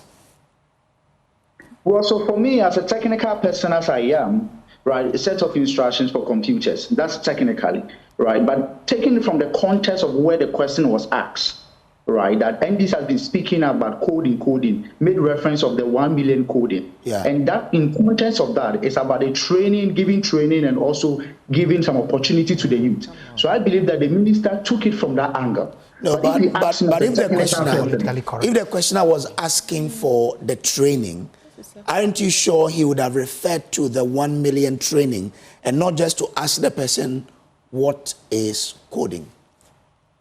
Yeah, I believe you're right. Yeah, great. But I'm saying that, that's what I'm saying, that when it comes to questions like this, I believe that he took it from the implementation aspect, not the technical aspect. That's what I see to what happened that day. While this has sparked debates in your field, in your industry, I think the responsibility lies on the minister designate to prepare and, articulate clearly whatever it is he came to face the committee for. It doesn't rely on your hands or anybody else to come to his defense, because this is his response to what coding is. He said, coding is providing training for young men and women in the IT space, training them in web design, training them in how to build software. And basically, this is what coding is. I just quoted in verbatim over there. And you're saying that this is a correct answer because of technicalities and implementation? I'm not saying it's a correct answer. If you look at the article I put, I believe that if you have time, you can go to the article where it's stated and looking at where my views came from. That's what I'm saying, that when you look at these things, we have technical and implementation aspect, right? So if you can actually also look at the article that I wrote, of which I'm being called to answer on these. It's not as if nobody's defending the minister. No, I don't speak for him. I speak from the technical aspect. And I'm saying that based on my analysis on what I saw, what was heard, I believe that he came from the implementation aspect, but not the technical aspect. But I've also written almost about 10-minute article on that.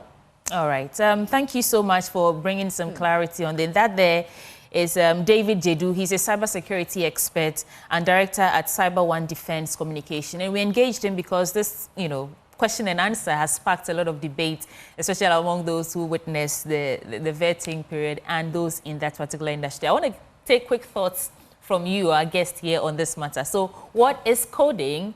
And the response that we got has sparked debate. Vicky, I saw you shaking your head. I'm actually shocked. Yeah. I'm shocked because, this is someone who's going to be a deputy minister of state. So a minister of state in our country, in a sector that is essential and critical to our national development, particularly going forward. And his party's, the NDC manifesto, is very clear on where it wants to take this sector, to the extent that even the ministry has been renamed, So if you are coming into this sector, this ministry, that is going to pioneer our innovation and our development as a nation, you know, AI and all the rest of it. Training 1 million people in coding. And training 1 million young Ghanaians in coding. I mean, this for me is very basic. And I don't know why sometimes we shy away from calling a spade a spade. I'm disappointed with Mr. Jedu's responses because he's obviously being cautious. And, you know, and I can understand why. But he's being cautious to the point of, you know, someone like me wondering, why is he here? You know, and I'm not meaning that disrespectfully, but I'm just genuinely trying to understand why he's actually being interviewed on this, because, you know, it's important that he educates Ghanaians. Yeah. These are very serious, you know, media. And so when you're on here, it's important that, you know, you have to be aware that what you say may go far. So you've been asked a question, very clear question, about the meaning of coding, and you are talking about training. Yeah. Where is the correlation between the two? Ah, well. So I don't really understand it. I'm disappointed. I think the Deputy Minister designate needs to go and do his homework, but I'm worried. Because if he's the one going to support Sam George, who is very competent, I mean, so far we've seen that he's doing well. I don't know whether the minister is going to operate with one hand behind his back. You know, we do need, competence is important. We really can't afford anymore to have people who are not qualified to do the jobs they are doing, particularly ones that directly affect our national development. Because for me, I'm into nation building, you know, and so either the minister you know, he just needs to get in with the program, so to speak. So Mr. Jedu has an article on myjoyline.com, Coding Controversy. Cybersecurity Pro decodes Ghana Deputy Minister's answer, right, wrong, or misunderstood. And that's why we wanted to probe further understand what he sought to do with this article. So he wrote the article, and that's why we were engaging him. And what he's saying is not different from what the article actually says. So, James. There can be no controversy about coding. It is clear enough. And with my limited understanding of coding, at least with a first degree in computer science, applied computer science, and further training into it, I think that when one asks coding, it's basic, that it is an instruction, technical in nature, that informs machines to perform. It is a programming language. There are varieties of them, or there are differences of them. One would expect that someone who is going into a ministry that is technical in nature should have some basic understanding. Even if that person is not trained in that area, at least there are technical people in that ministry who would have briefed you ahead of your vetting.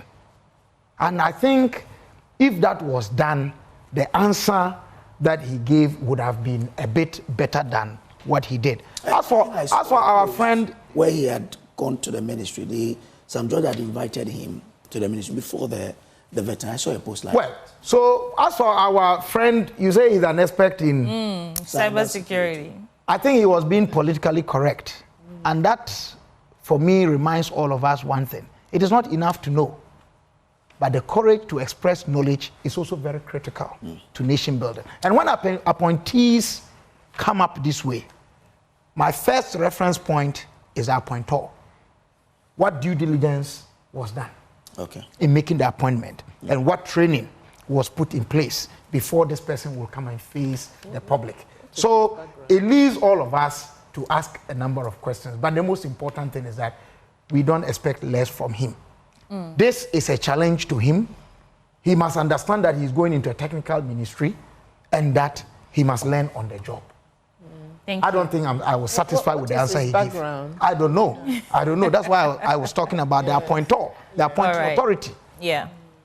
Well, let's just do headlines from your papers. We have to go, but let's let the audience know what... I don't want to telegraph it. Go ahead, at the back of telegraph, WAFCON, Black Queens stand South Africa to win bronze. So go Black Queens. Yeah, to the Black Queens. Go girls. What about you, James? What are the stories on your front page? Minority foils NDC coup in Parliament as Mama Pad backs Apenyo market. And then axle load stations hijacked if we want to decongest our routes, the railway system. And there are too many heavy trucks on our routes. That's why the roads don't last. Yeah. All right, Vicky. I think we've done that already. Yeah. Yes. Vicky, what stories do you have? Okay, I have the same. Afenyo Markin remains in ECOWAS Parliament, and then the Bawku SHS is closed, and the fact that the government have deployed military. And then those are the two main things. On the economy, that was in the publisher. Okay. And then in the economy times, government to step up public spending in the second half of 2025, but the total expenditure for the year is cut. Education sector is the biggest beneficiary of Mahama's first 6 months in office, and Islamic banking as a catalyst for Mahama's big push and Feed Ghana initiatives.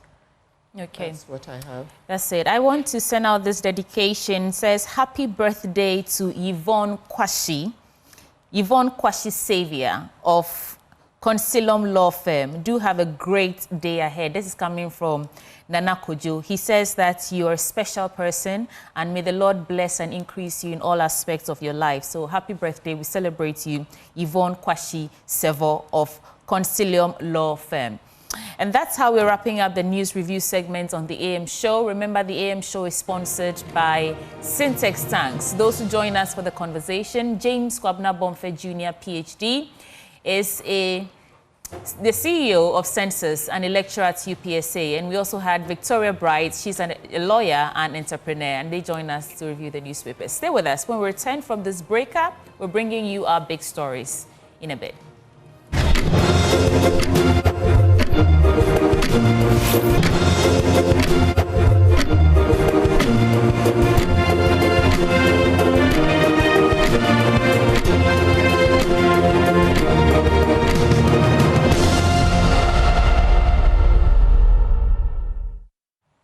Welcome back to the AM show, and the show is sponsored by Syntex Tanks. Syntex Tank, a strong, a tough.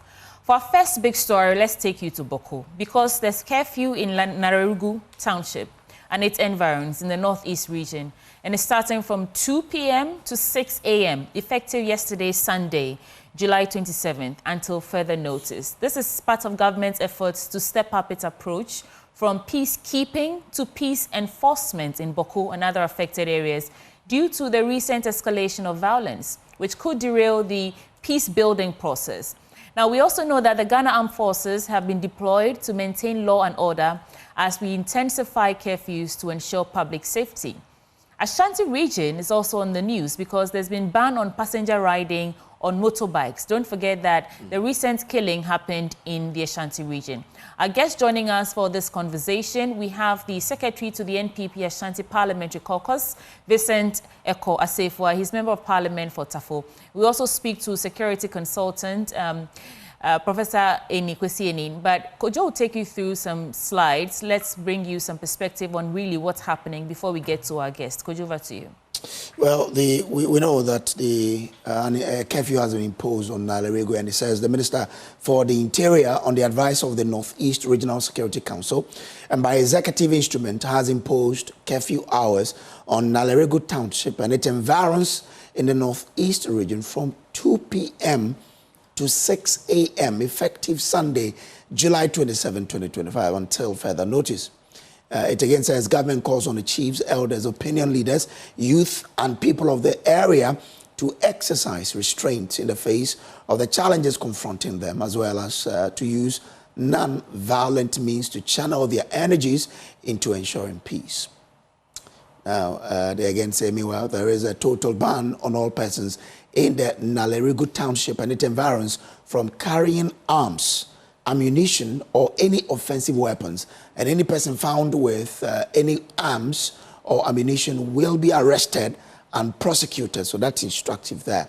If you do so and you are caught, you will be dealt with. We also understand that there's evacuation of students from the area because of that. Now, the further to the statement issued by the Ministry of Interior announcing the imposition of a curfew in Bawku, Nalerigu and its environs from 2 p.m. to 6 a.m. effective today, Sunday, 27 July 2025, until further notice. Government wants to stress that in addition to helping to enforce peace, the curfew is intended to create an environment conducive to the evacuation of all students in various educational institutions in affected areas, some of whom have been unfortunately targeted in the conflict. So that is the statement coming in there, from government. Quite interesting there. So we don't understand why it is 2 p.m. to 6 a.m. to help evacuate the students who've been caught in this whole conflict. Right. So before we bring in Vincent Ekwasefoa, we want to let you know what their demands are. And they're saying that the NPP Ashanti Parliamentary Caucus is deeply alarmed by the recent rise in violent crime across the region. And in the last few days alone, the Kusasi chief of Asawase was brutally murdered in his home, followed closely by the killing of his brother.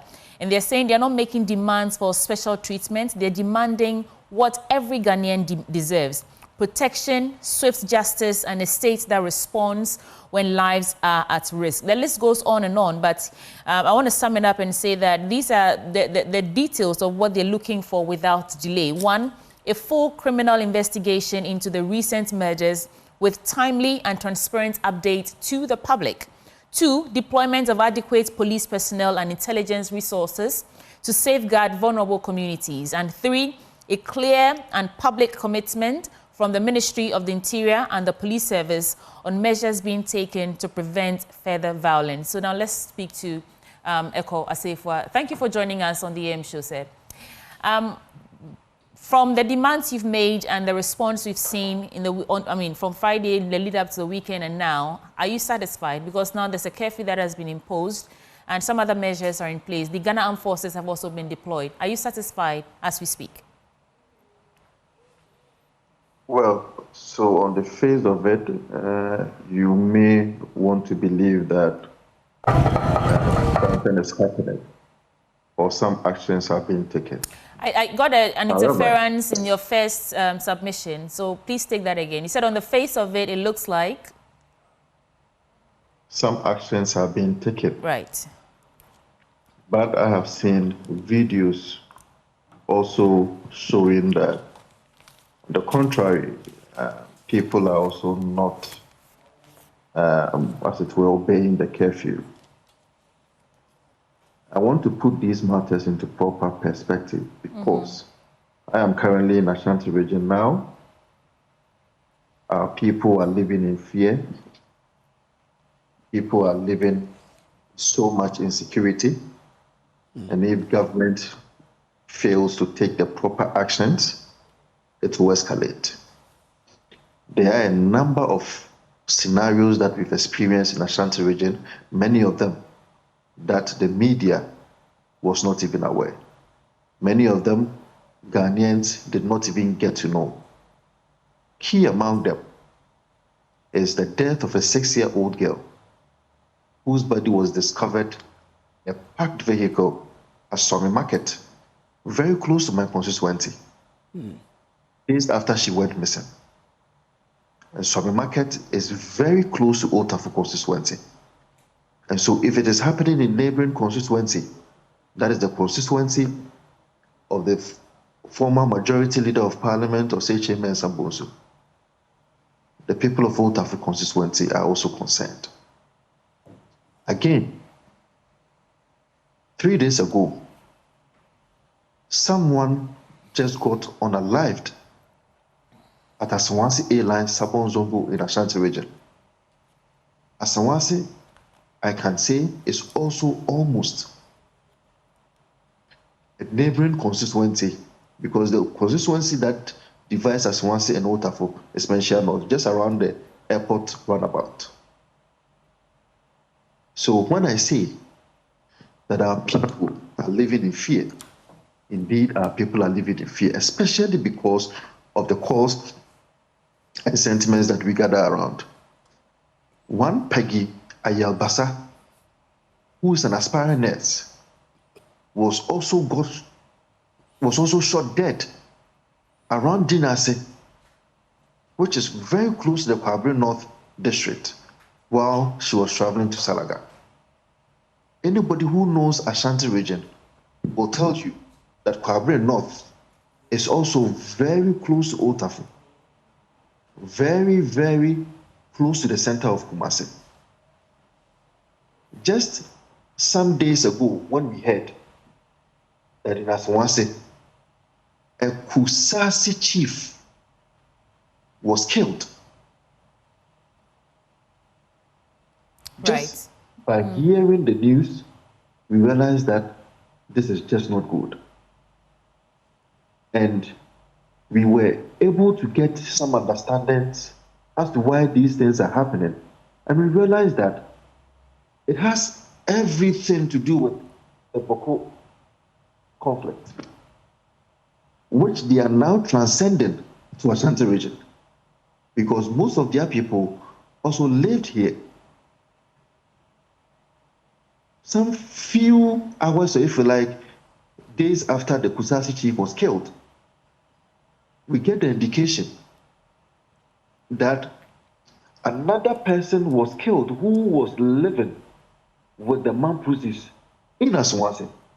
So, Vincent, you're saying that, yeah, I hate to interject at this point, but I mean, what I'm hearing you say that on the surface of it, it looks like something is being done, but the reality on the ground does not reflect that assertion.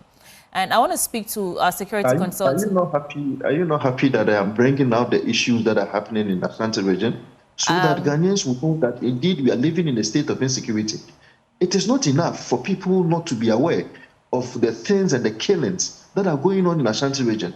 It is not only in Ashanti region, even in the north. You just mentioned that in Naleregu, 3 students, or if like 2 students, have been killed.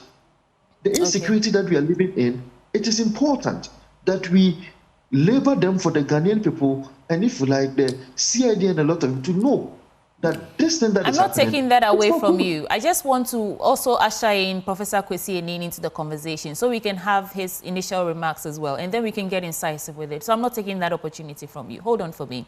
And Professor Kwesi Enin, thanks for joining us. As of this morning, we know that curfew has started. It started yesterday from 2 p.m. to 6 a.m. In terms of updated security directives, they are saying no motorbike operation is permitted on the road between 7 p.m. and 6 a.m. There are so many things really that have been done, which ECHO is saying that it only looks good on the surface. But let's hear your thoughts in terms of why we are back here and where do we even begin to see some end in sight in terms of this Bawku conflict that is now ricocheted into Ashanti region and some other parts of the country. Well, we are not going to see the end in sight very soon. Hey. I mean, I think a lot of... Prof, we are with you. Yes. Hello, Prof. Yes, hello. Yeah, we are with you. You said we're not going to see an end in sight anytime soon. No. That's number one. Number two, the raft of initiatives of motorbikes don't carry metal. I mean, it's like a, run-of-the-mill intervention. 3, the usage of curfews. I've always said it's a very lazy approach to dealing with crisis.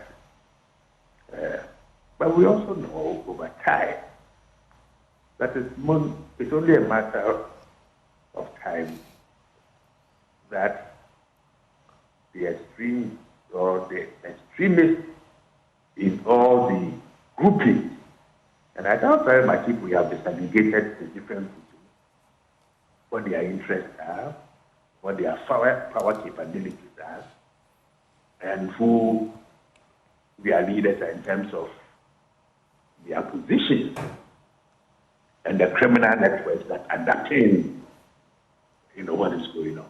So I don't think we are doing this in the right. So you and I. So I mean, and this is the duty of our security set or architecture. So, I mean, if we have not been able to segregate them well, we've not been able to determine or pinpoint the criminal networks. Who is not doing his or her work right in terms of what's happening in Bawku? Well, I think one is the laziness with which we come to this problem. You know, there's a certain multi-personality. So people are out there and not what. Prof, we are losing a big chunk of your submission. We would like to. That is this fault. I am a staff, a room. This is false. If they my right, I'm stressed. But I'm using them. No, they have failed to be asked. You don't. So if you are looking for that. Okay. All right. So let's, our backroom will try and reconnect with you, and so we can hear you clearly. It's very important that we hear your thoughts on this conversation. He's given some very good submission over there. So Vincent, I'm back to you now. And you're saying that it's important that, you know, the entire country and the stakeholders involved in bringing some resolution to this conflict understand the reality on ground. You're talking about recently a lady, a name you mentioned, sorry, escaped me, who was shot dead. Please conclude on the, you know, backing these claims by facts, and then we can talk about whether or not it undermines the efforts of the Otumfuo Mediation Committee, because we know that about 4 weeks ago, they resumed the mediation talks again. So let's hear you now, Vincent. So, first and foremost, you may want to check a publication on City News Online and on the 27th of July, 27th of July, where there's a publication to the effect that the curfew that was imposed in Aleregu is not well coordinated, and for that matter, there seemed not to be some amount, or if you like, a large non-obeyance of the curfew. That is one evidence I have given to you. Number two, the name of the lady that I just spoke about, Peggy Ayelbasa. Great. She was shot on the Dinasi Road around the Kwabre North District. Let it also be said that in circumstances like this, you are likely to have an insecurity spillover, and you find people doing whatever they want across the country, especially knowing that Ashanti region seem to be at the center of these things. And so we may also have to take note of the fact that just some few days ago, the Tama Regional Police Command had to have a shootout exchange with some armed robbers at Pong. It is also important for us to know that as we speak, just in Obuasi in Ashanti region, a teacher, name withheld, have gone missing in the Obuasi, that's the Christ the King Senior High School, which is a matter of concern to the inhabitants of Ashanti region. And it is something that we want the Ghanaian people and, if you like, the security agencies to be aware of what is happening in Ashanti region. Also, a 38-year-old immigration officer by name Amwa, whose body was partly burnt around a bomb junction. What is the security doing about it? And so, my dear sister, we are having a security problem. The state will have to take proactive measures, not measures that on the face of it, it will look as if they are taking actions. And that's why I'm saying that you do not bring out a curfew when it is not properly coordinated to make sure that you get the effect that you need. What is the effect? The effect is that when you impose a curfew, people will have to obey it, and people will only obey it when there's a proper stakeholder engagement. Opinion leaders in a community are engaged properly so that they can also engage their people for the curfew to be obeyed. If the curfew is not obeyed, then you don't have a curfew at all. Okay. There is no imposition of a curfew at all. Okay, Vincent, kindly stay with us. Let's bring in Prof. Seni because his line was bad. Prof, you were making a point about the fact that we are not tackling this well. We are not doing proper segregation of the issues and even identifying the criminal networks when the line went bad. So, my argument is that we've dealt with this problem for a very long time. Yeah. And we seem to be using the same methodologies in seeking to resolve. And it surprises me that we think we can use the same methodology and achieve a different response. So, number one has been the use of curfews. Curfews are an extremely lazy, ad hoc, emergency approach to deal with the crisis here and now, so that it gives the time to get, the bottom happening and to resolve. If you look at 30 and you look at government issues related, the language change. It's curfew. Yeah. So that's there. Number two, the quality that paid on the upon the middle or that to the like. My test that the intelligence is spending in terms of agreement who the effect and to be done. But those interest groups over time have transformed. So while this started primarily as a guide, the issue over the last is transformed. So totally. Prof, it's so hard. It's so hard to. The economy simply happen the local economy and actually leading to and have also. Prof, I'm allowed to come in here. It's quite difficult flowing with you because the lines are not helping us this morning. Yeah. Well, that's unfortunate. Yeah, very, very unfortunate because you were making some very good points there. We'll try and see if we can get Prof to join us via Zoom. I'm available for the next 14 minutes. Okay, but I think it's getting better now.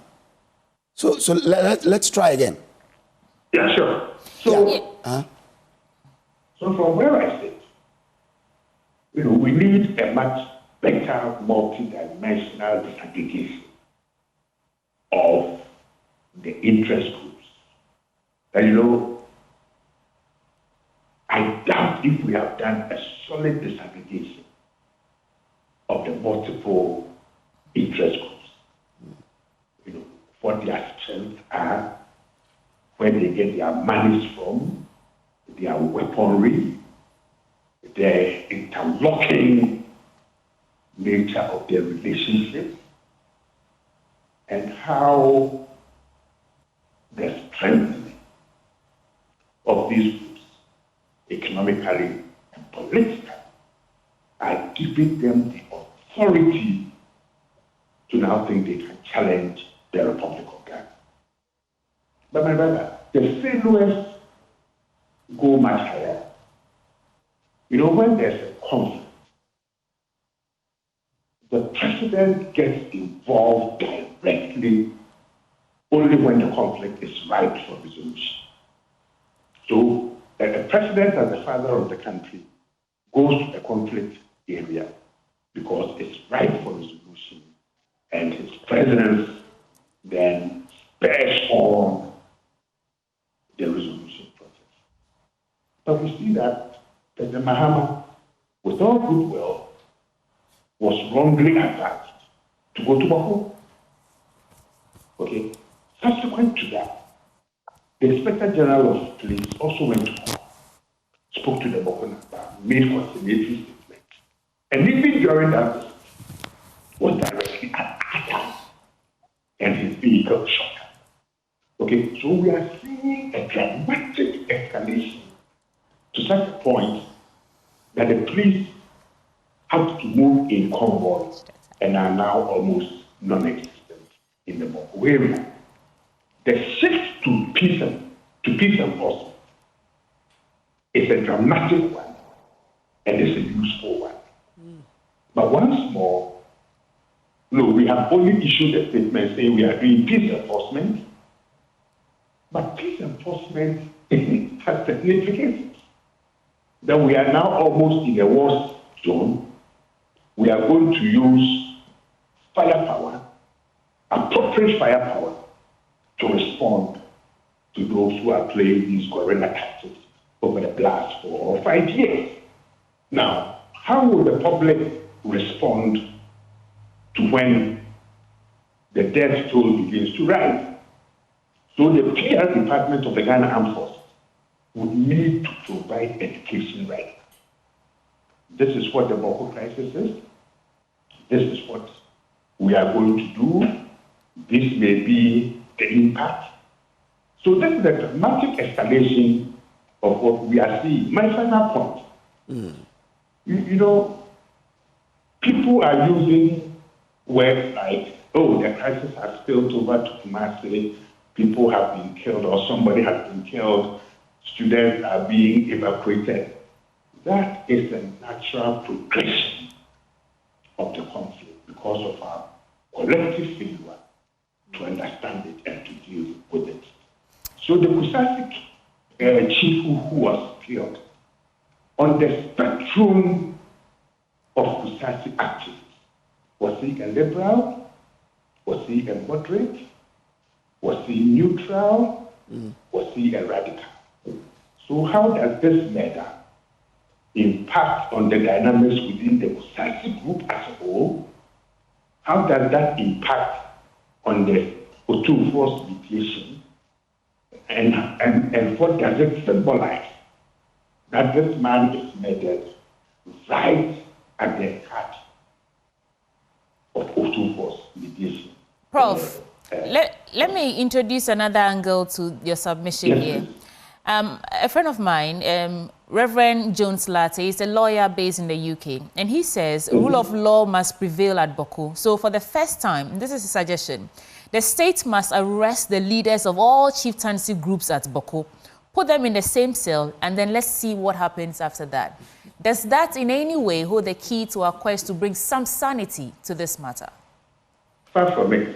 Once more, your friend, this would have worked 30 years ago, maybe 40 years ago. Okay? And I'm going to make a very strong point that 65% of the violence that we are seeing may not be related to chieftaincy at all. It may be related to a desperate fight to control the economic spin-offs of crime. Okay. That when instability is created, it allows criminal networks and criminal gangs to ferry all sorts of things. I mean, were you to put a map on your screen showing the travel from St. Cassis to Pusiga to Kulungugu, down to Bolga, diverting over to Bawku and Wale Wale, and then you ask yourself, what are the key goods that are trafficked around this place? And who are the main criminal gangs who are involved in this kind of trade? It will bring a different kind of dynamic. So your friend's suggestion is useful, but it only looks at about 10 to 15% of the key protagonists in the conflict right now. Which means at this point, this is about warpreneurs, you know, merchants of people who are actually profiting of this conflict in Bawku, and they are the ones who are not willing to stop so that the conflict or the violence can also stop. That's what you're saying. We have not even identified those people. Because of our laziness, we still look at it as a purely chieftain's conflict. And until we say or ask ourselves, look, how do we disaggregate the different interests? Who are they? Where are they? How do they get a gun? Now, when Dr. Omanebu Aman last week told us that several thousand rounds of ammunition have gotten lost from the Ghana Armed Force, given to national security. National security is not an operational arm. It has no operation. Yeah. So where are the bullets? So Bawku is not about chieftains. If you are not careful, there will be levels of state collusion. Okay. We need to widen the lens. But hey, I need to go drink my coffee and head to town now. Thank you. Thank you for the time. Let me thank you very much for the opportunity. Yes. Except you have a last question that you want me to ask. Kojo, do you want to? Yeah, I mean, if the fact that we have not really done the right things for us to get to the bottom of this matter, from where you sit, what would be your advice to government, which is interested in ending what we see as a cycle of conflict? You've said that curfew does not work. What should government do? I'm not saying it. It has never worked for 30 years. Okay. And we are lazy and we keep using curfew. What you are asking me, that is what I use for a consultant. I am a retired man now, so I need to earn some money on the side. So that one I'm saying. Okay. Bro, thank you. Yes. So we'll call on government to come and consult you to get what needs to be done. Thank you very much for being my agent. Thank you. Well, so let's wrap this conversation with Vincent. Vincent, Prof is saying that this Bawku conflict issue is no longer about chieftaincy. We have warpreneurs, people who are profiting of the violent clashes that we're seeing. And so until we identify those people and let them face the tune of justice, this will continue spiraling into what we're seeing right now. How do you characterize that assertion? Well, one security personnel who is now the CEO of the National Small Arms Ammunitions once said, and it was said against the previous administration, that intelligence is key, and any government that fails to, as it were, maximize its ability in terms of intelligence or gathering of intelligence is failing. I don't know if the same is true today, but that is what he said. I believe that if the government, the ones that are in charge for our security apparatus, will be able to be proactive, then I think that we will be able to forestall some of these challenges. My biggest worry is the discontinuance of education, especially where these insecurity issues happen. When it happens in schools like senior high schools, or if you like, tertiary institutions. In 2023, the government brought out a policy called the Emergency in Education Plan. It's supposed to be for 2023 to 2036. Maybe the government should have a real look at that document, on that policy, and see how best, even in instances like this, in natural disaster, conflicts like this, education will not be affected. If you're able to do so, I think that our kids and our children in schools will also benefit from education, even when we are having issues like this. Okay, but let me bring you to the Ashanti region, because the Coordinating Council has instituted some measures to deal with this. One of them, they say no motorbike operation is permitted on the road between 7 p.m. and 6 a.m.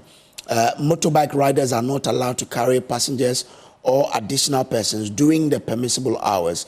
Motorbike riders are prohibited from wearing attire that can conceal weapons, including smokes, bulky jacket, or three-piece outfits. 4, the use of unregistered or unlicensed motorbike is strictly prohibited. 5, commuters are not allowed to carry any weapons, whether licensed or unlicensed, in cars or on motorcycles until further notice. And 6, there is heightened police and military visibility, including barriers and random stop and search checkpoints. The public is urged to cooperate fully with security personnel as these measures are for our collective safety. What's your take on these? Bro, Professor Enin said something. You cannot continue to be doing the same thing and expect a different result. Which of the instances, especially with the killing of the Kusasi chief, and if like a counterattack against that Mampusi guy who was killed, was having any relation whatsoever with, or if like the use of a motorbike in that killing. Okay. And that's what I'm saying, that you cannot be seen, or you cannot attempt to be seen to be working and continue to do the usual things, or if you like the normal things that allow you to appear like you are working.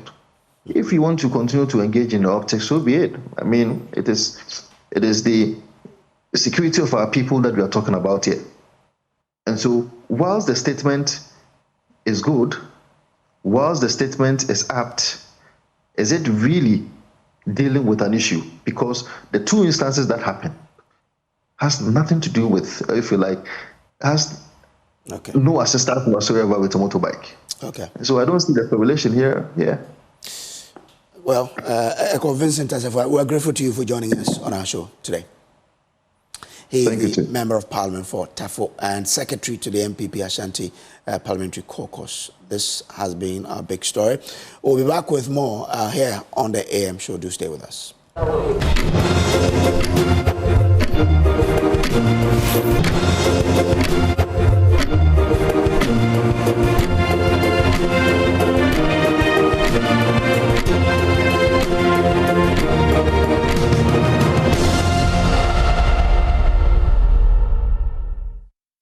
Around the world and across Ghana's 16 regions, it's still the AM show on Joy News. Time for us to bring you a hotline documentary for today. Now, I crave your indulgence to imagine giving birth at a health facility and being told to go home just to take a bath.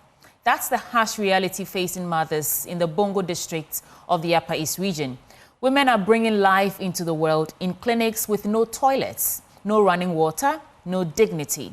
In our latest documentary, Mothers in Peril, produced in partnership with WaterAid, we uncover the silent struggle of women giving birth in some of Ghana's most underserved communities. Take a look, and after, we have a conversation. A 2022 WHO Joint Monitoring Program report showed that 80% of the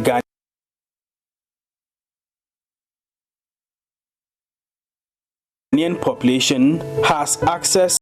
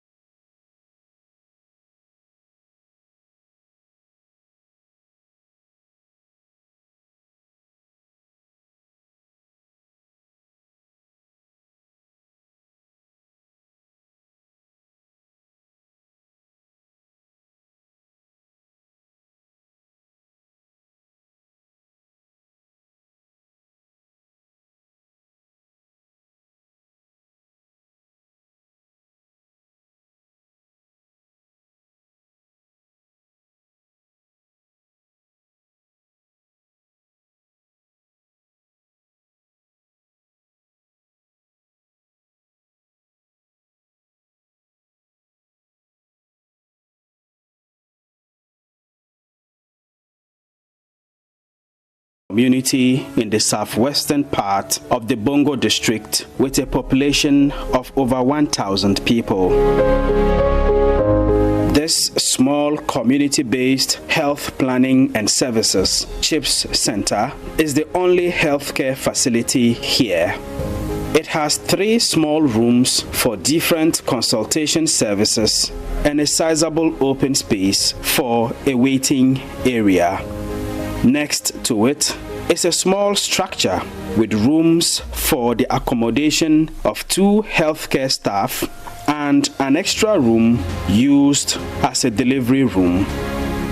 Both pregnant women and nursing mothers come here for antenatal and postnatal services, but the facility has no access to water and no washrooms or toilets. Mary Ania has been coming to this facility for some years now. She received antenatal care and delivered her second child in this facility. After I gave birth, because there's no water here, I have to send my sister to go home and carry and bring me water so that I can take my bath here. It's very far from here. So she went home and brought the water. So I took my bath and the midwife to take over. I went home and came back here with rashes all over my baby. Like Mary, these 2 expectant mothers coming for antenatal care are facing similar difficulties due to the lack of access to water and sanitation facilities.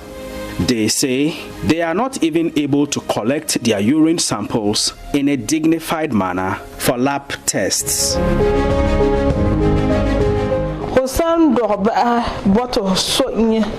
Before the time the level kuril in so ngalaka bole nyela awam bata tabba ho kalan to level kurire ka so nye balala ma nan level kuri o hobati yirma tuko wana to so balala me lawantere selawande le yume de before to so nyela balala ma waka tara ba aboro ho poro halame. First time ma wakala te inge we minga nandore zete te kador makumi masen ze kadore so lamde on tenga o to zel ze do nerva biro ko be ona sen kalil ze adore mambete ya hanya ne isornga bonito la bangradeko la sonto. The healthcare staff here at the Konkwa CHIPS Center have to rely on kind community members who volunteer to bring them water for their hand-washing setups. Gifty Amo, a senior nurse here at the facility, explains that it is difficult to avoid spreading infections while working under these circumstances. When I have a case and I want to wash my hands, I'll come here and pour the liquid soup to now wash my hands. And I'll now open the tap, wash it into this basin. So when it's now done like that, I have to carry this basin to outside to go and pour the water away. But in case the tap is not flowing, I have to use my soil hand to hold this cap and open the basin to fetch water, which is very bad because if I use my soil hand to touch this cap, that means I've contaminated the whole water, which is very bad because it causes infection because I've transferred bacteria into the water. So at the end, the whole water is not safe. The story at the CHIPS Center in the neighboring Gori community is not too different. The healthcare facility was provided with a hand pump borehole. So, although there is a source of water supply, the water does not run through taps in the facility. Women seeking maternal healthcare services, therefore, must come to the borehole with buckets to fetch water before being able to use the washrooms. This structure outside is the urinal used by all clients at the facility. Inside the facility itself, there is a small maternity ward with a washroom attached. However, since there is no running water, the mothers or their relations accompanying them must go out to the borehole, which also serves part of the Gori community, to get water and bring it back to the ward for use. This exposes the mothers and their babies to the risk of infections. These two young women have once delivered babies here at the Gori Chips compound and are expecting once more.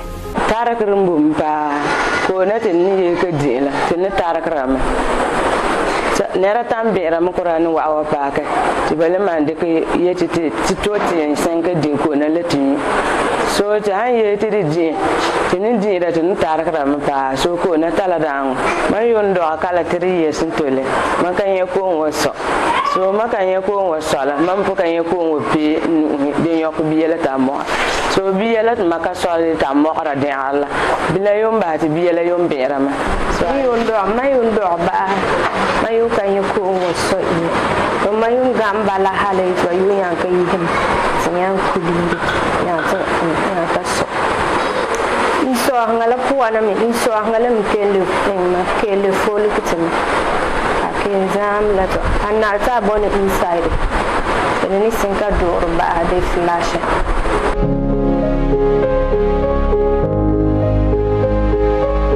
Next, we visit the Biotankun community, also in the Bongo district. The healthcare facility here is also a community-based health planning and services CHIPS center. It receives hundreds of clients daily, many of them mothers seeking maternity services. But this healthcare facility has no access to water and has no washrooms, toilets, or even a urinal.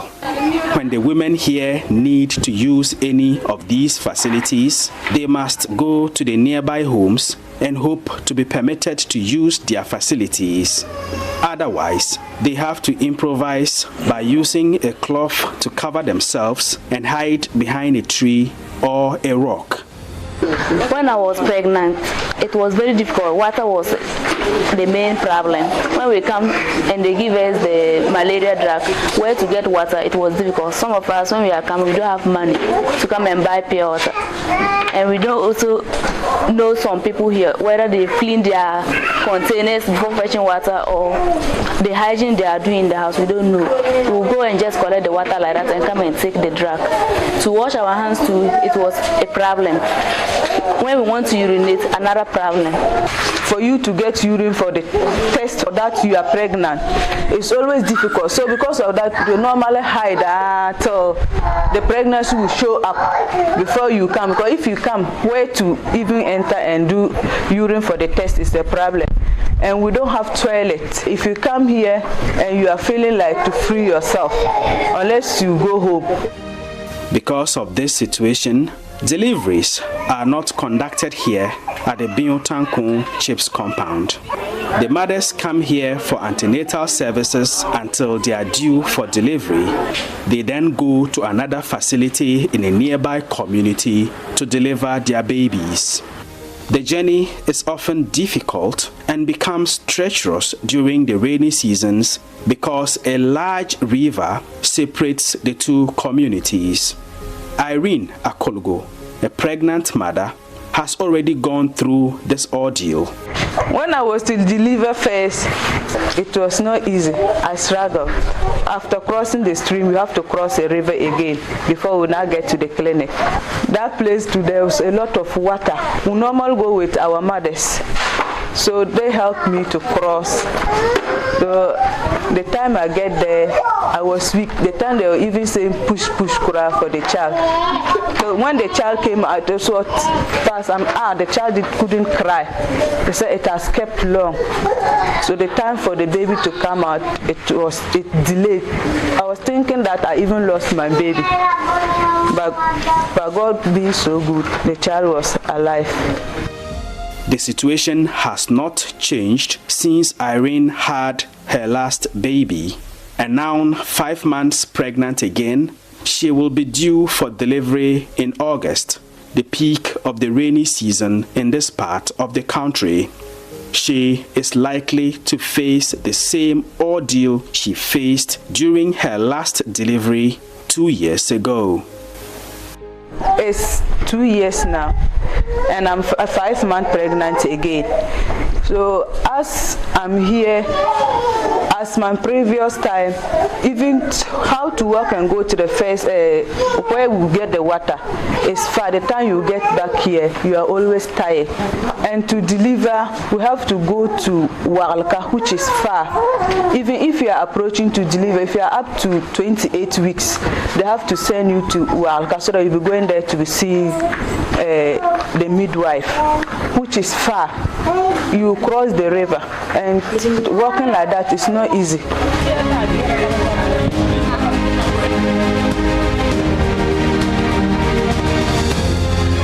The Namung Healthcare Center provides healthcare services to thousands of people in the border town of Namung, here in the Bongo district of the Upper East region.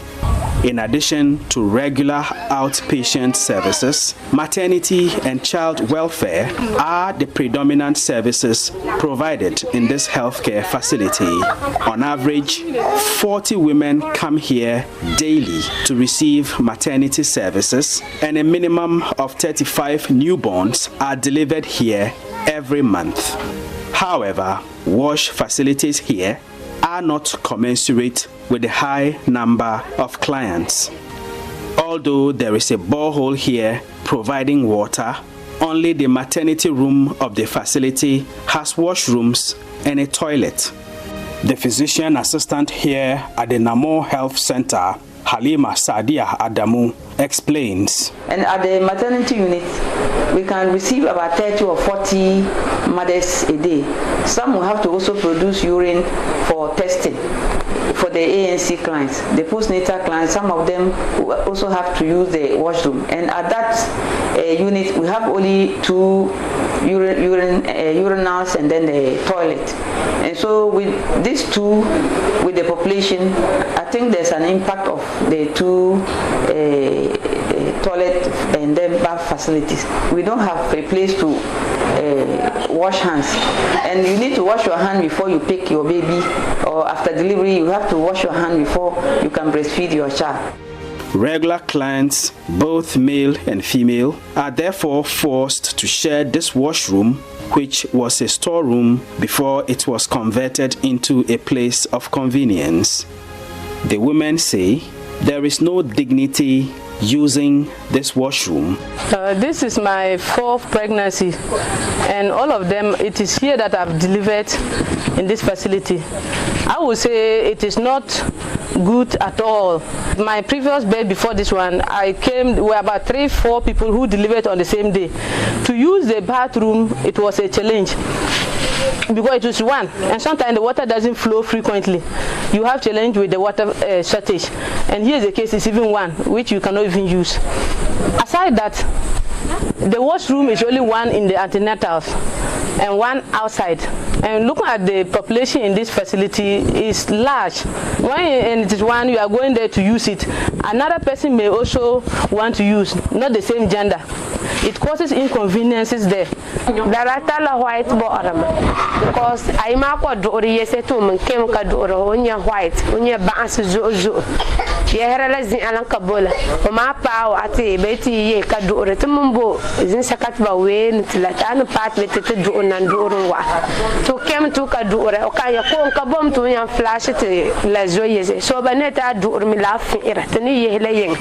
The physician assistant says some of the women sometimes pick up infections as a result of the situation with the wash facilities. Because we have only two, some of them will have to go outside to produce the urine. And when after producing the urine, if they don't wash their hands, definitely they go home and touch other places, they will go home with the infection.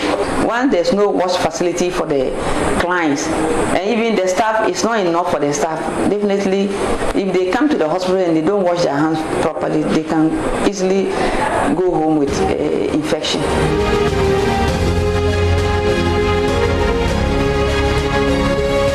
In sharp contrast, however, women at the Atampintin community are often full of smiles when they are seeking maternity services at the CHIPS Center there.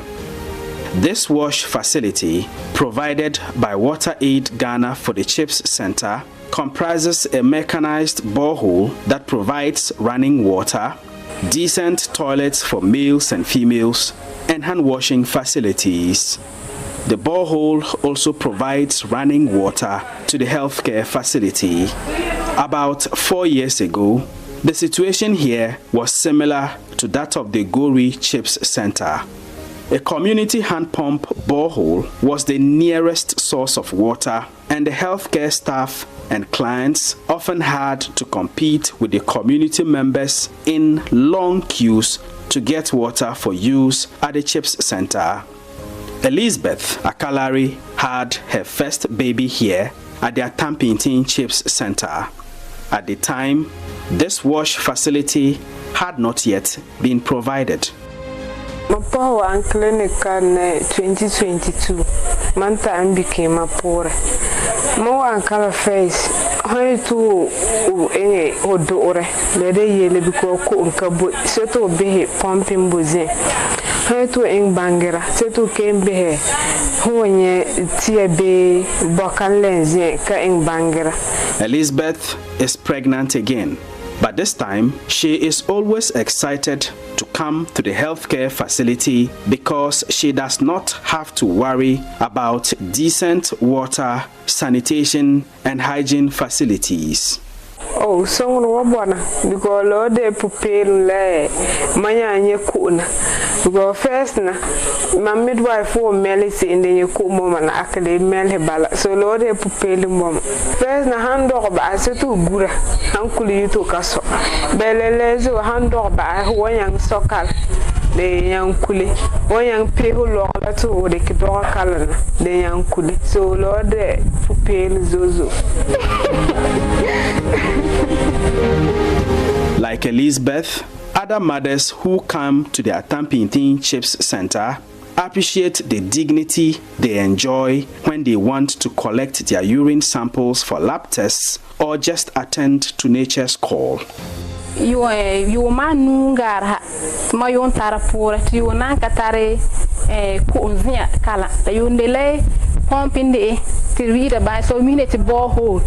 The community les na wa te ngiliga yeles na yo la agra la bila to la ara bahti mara do ko hin ko mbila mbila tin na pegi mingala makayanda pe mingala want zila ba sabko da kume da tamma mingala lan lorla de le de ki mbuyi point maklan do ka buyi point la nde masin na hangarwa na da de minna na yira ko la point. For the healthcare workers here, their job is made easier with the supply of running water, and so they provide quality maternal and other services to the clients. Judicia Atenebore is in charge of the Atampintin CHIPS compound. It was time consuming when this ANC clients, when any of them is in labor and comes, we have to still go and fetch the water and render services. If it is during delivery, if there is nobody, a relative who accompanies the client to the facility, is the midwife that will fetch the water, come back, and then before she will render services. You see that it's time consuming. So with the implementation of this wash fits program by WaterAid, it has brought a lot of improvements. In addition, sulfadoxine pyrimethamine, it is a malaria drug that is given to the pregnant women at 16 weeks. That one, they don't take it in the house. They have to take it before the midwife. So with the water available, it makes them comfortable to fetch and to drink.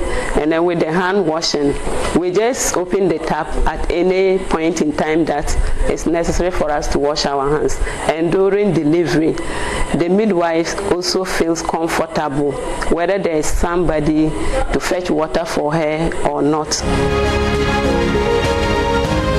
According to the Bongo District Director of Health Services, Estella Abazese, many of the healthcare facilities in the district were built without the provision of proper water, sanitation and hygiene wash facilities because they were not intended to admit patients or for complex procedures such as delivering pregnant mothers. Basically, it was because they were constructed not to offer detention services. So we have CHIPS facilities like Kunkwa, Bintanku, and a host of others that do not have wash facilities in them yet. We are forced to render delivery services in these communities. So it is so difficult. She said this has created a situation where mothers and newborns are often discharged only to return a few days later with infections like sepsis. So we've had situations, we deliver children, neonates, send them home, and within the next 2 days they are back at the hospital with sepsis. And we can't rule out the possibility that our infection control practices at the facilities without water is challenging and surely will have an effect in the spread of infections.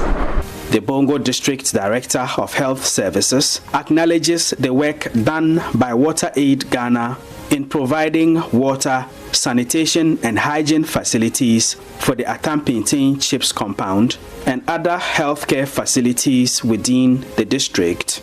She says WaterAid Ghana has made a big difference.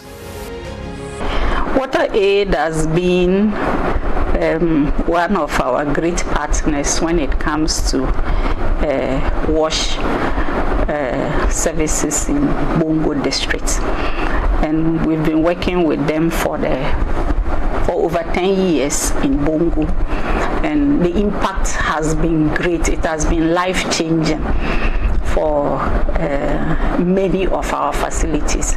If you look at the health center level, for all our health centers now, we have mechanized boreholes with water flowing at service delivery points. We have incinerators for waste management for all the health centers that we have in Bongo. And we do have toilet facilities for our staff and clients. And then when you now look at the CHIPS level, those CHIPS that also offer maternal and child health services, especially delivery services, WaterAid has moved on to these facilities now, also providing wash facilities for them. And so the impact has been great. So, why all these interventions in the Bongo district by WaterAid Ghana? Ibrahim Musa is the head of strategy, policy and campaigns at WaterAid Ghana. The WHO UNICEF Joint Monitoring Program statistics indicate that as of 2021, the whole Ghana, only 67% of healthcare facilities have adequate water. Only 67%. And I can tell you in confidence that of these 67% of healthcare facilities that have water, a chunk of them are in urban, which means that there is serious inequity for rural. If you were to break these statistics down into urban rural, then you will see the situation of rural, including Bongo. We shouldn't forget that Bongo is one of rural districts in northern Ghana, and the fact that even government policy-wise, northern Ghana is considered a deprived geographical area, and Bongo is also one of the highly deprived districts in Ghana. Your guess is as good as mine. Within the 67% that we are talking nationally of healthcare facility with wash, you can imagine Bongo statistics. If you come to sanitation, just barely half in the whole country of healthcare facilities have adequate toilets.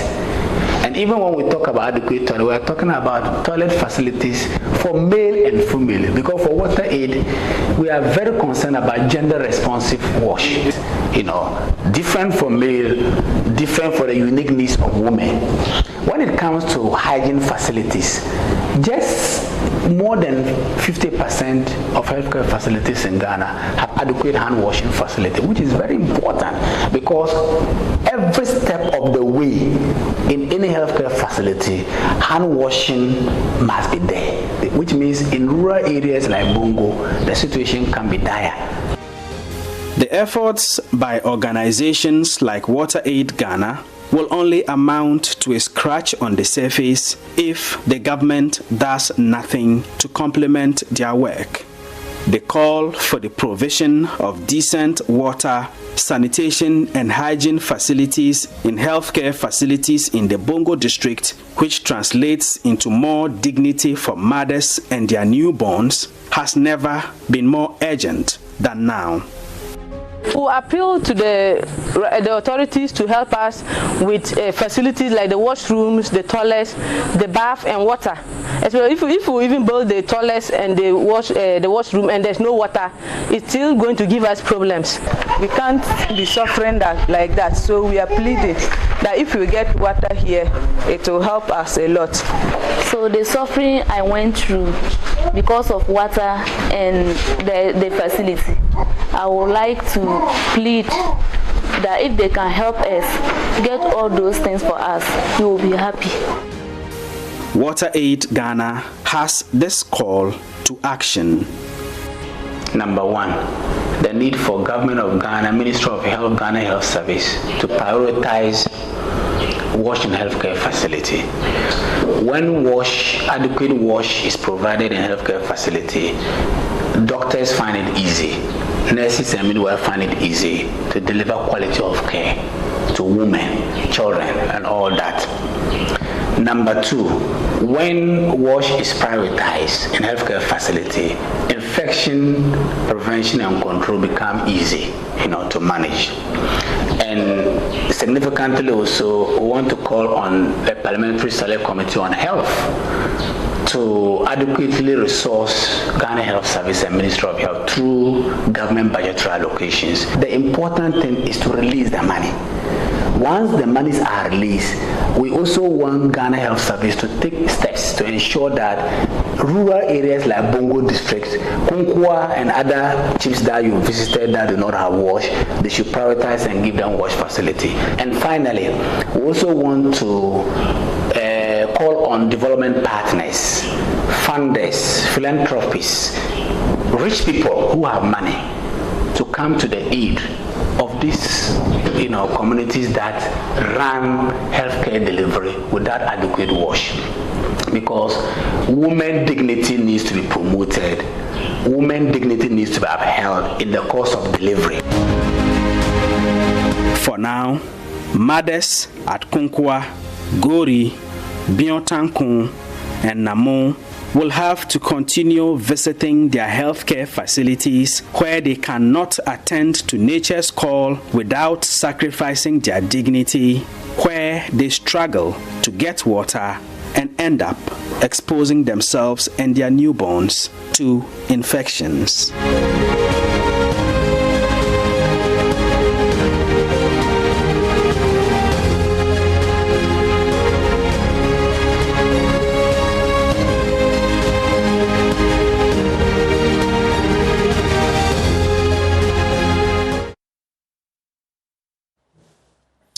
All right. right, let's do more on that particular story you watched there by bringing in the head of strategy and policy as well as campaign for Water Aid Ghana, Ibrahim Musa, who's joining us in studio.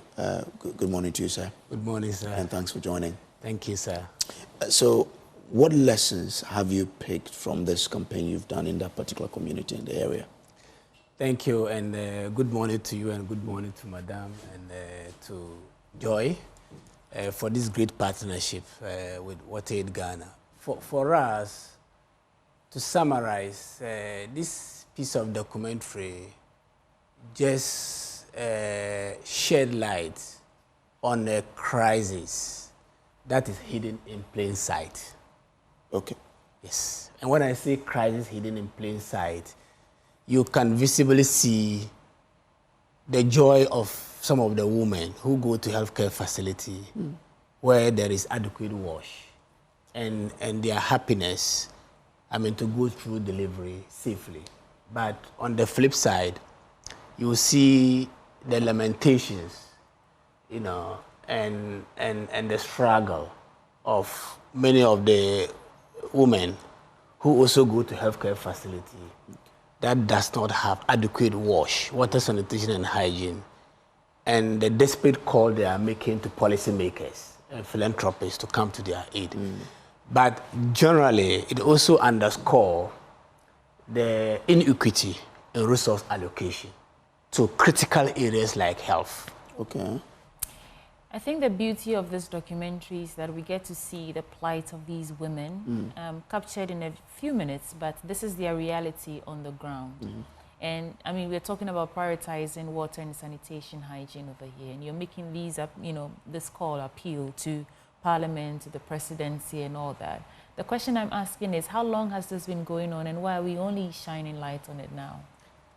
Very great question, and thank you for that. So this has been going on for long, but of course, we're just picking Bongo. But trust me, there are many other rural communities, be it southern Ghana or northern Ghana, that share similar characteristics as Bongo. But for Water Aid, for now, our focus is on Bongo. And you can see the Madam Estella, the District Health Director of Bongo, indicating that with partnership with Water Aid Ghana, the last 10 years, there are incremental changes, but there are still huge problems to confront. So that tells you the magnitude of the problem that we are grappling with. Again, in the documentary, you can see that she has mentioned a number of healthcare facilities, basically the CHIPS, Community Health Planning and Health Systems. For instance, she cited the case of Kunkwa, she cited the case of Namong, Tinkombio, that do not have wash in them. And the struggles that midwives, nurses, and sometimes doctors go through to support women to deliver. Which means that the problem has persisted for long, yet organizations like our organization, Water Aid, is in there, with others, supporting to ensure that this hidden crisis, we shed light on it, for those who have to help us deal with it. What's the challenge here? I don't expect every nook and cranny of this country to have access to potable water. It's idealistic. We hope that that is the reality, but it's not. But we know that sometimes in the absence of potable water, we have boreholes, we have some other, facilities that can help with the water situation. I cannot for the life of me imagine being pregnant and going to the hospital and being told to go home to go and bathe just because there's no water there. So what is the actual challenge? Is it that the water is not even in the ground so that when you dig boreholes, they don't come up? Is that it? What's the challenge? Fantastic question. And this question is very important because we are dealing with a district, Bongo, which has difficult hydrogeological situation when it comes to water. Oh, okay. Yes, so the district, in fact, in the whole Ghana, is top when it comes to the issue of fluoride with underground water. Okay. So that is the peculiarity of Bongo. But, and what that means is that when you drill a borehole today, you can even side water, but the water is not safe. And when fluoride levels go beyond a certain, count, WHO and Ghana standard will bar you from using the water. So even with water aid, we have had the occasion of drilling boreholes. I mean, at the point of commissioning, the borehole is safe, but in 3 months, you have to come and cap the borehole because it's not fit. Okay. But there are, of course, other options. For instance, surface water is also there. There are parts also where in Bongo where when you get the groundwater to be safe, you can mechanize and pipe to long distance. Yeah. But that comes with heavy costs. True. But, and I say this, your question is very important because this is a district that is sitting on the Via Dam. Bongo sits on the Via Dam. The Via Dam, Ghana Water takes its source of water supply from the Via Dam and supply to Bolga and its environs. Yet, the people of Bongo, where the resource sits, do not have their share of Ghana water supply. Mind you, this has been happening the last 30 years. So you can see what we call water justice issues here.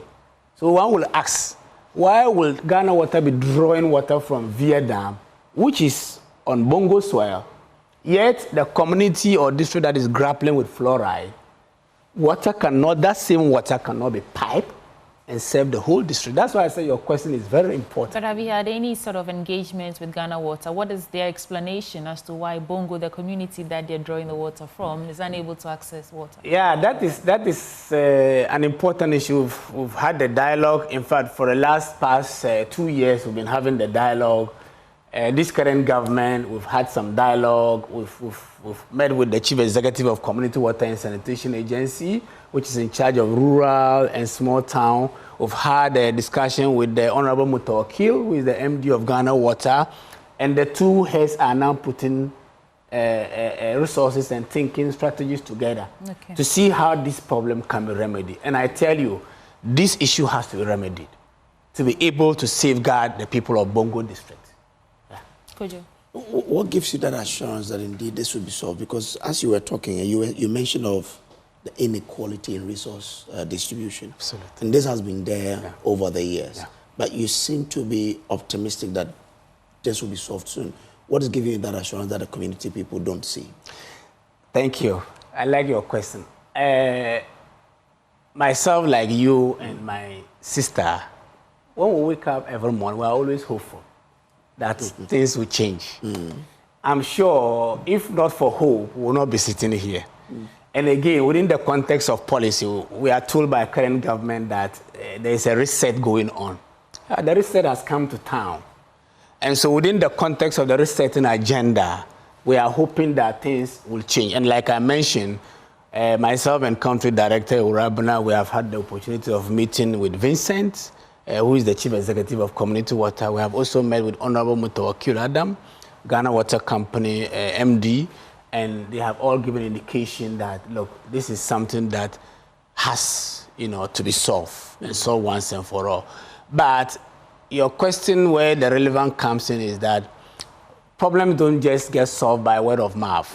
It has to be driven by resource allocation, which means that government must significantly allocate the needed financial resources in the budget to Community Water and Sanitation Agency and also Ghana Water Company, because this is a heavy capital intensive project to be able to pipe water from the Via Dam to supply, the people of Bongo. Mind you, the advantage there is that there's already a government agency, Community Water and Sanitation Agency, that is operating in Upper East Region.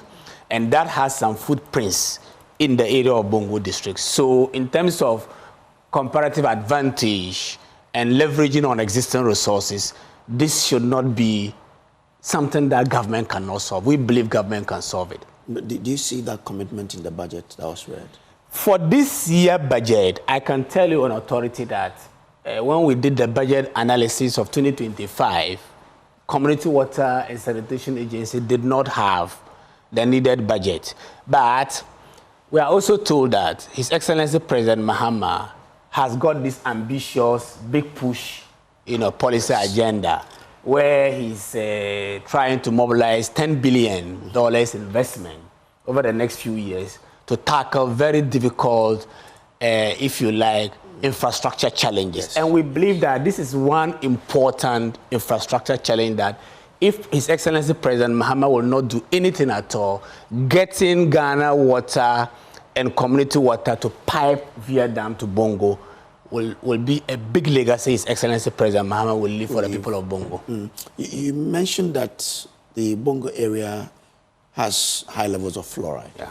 So in the project that you're doing, how are you dealing with the fluoride content in the water to make it safe?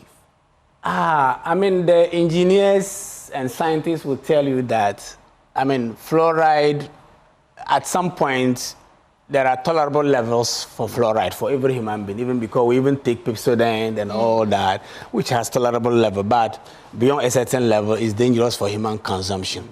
Also, in terms of technology, the only current available treatment for fluoride is to do reverse osmosis. And reverse osmosis is very capital intensive. If it is iron, you can easily do iron removal plants to be able to treat the water.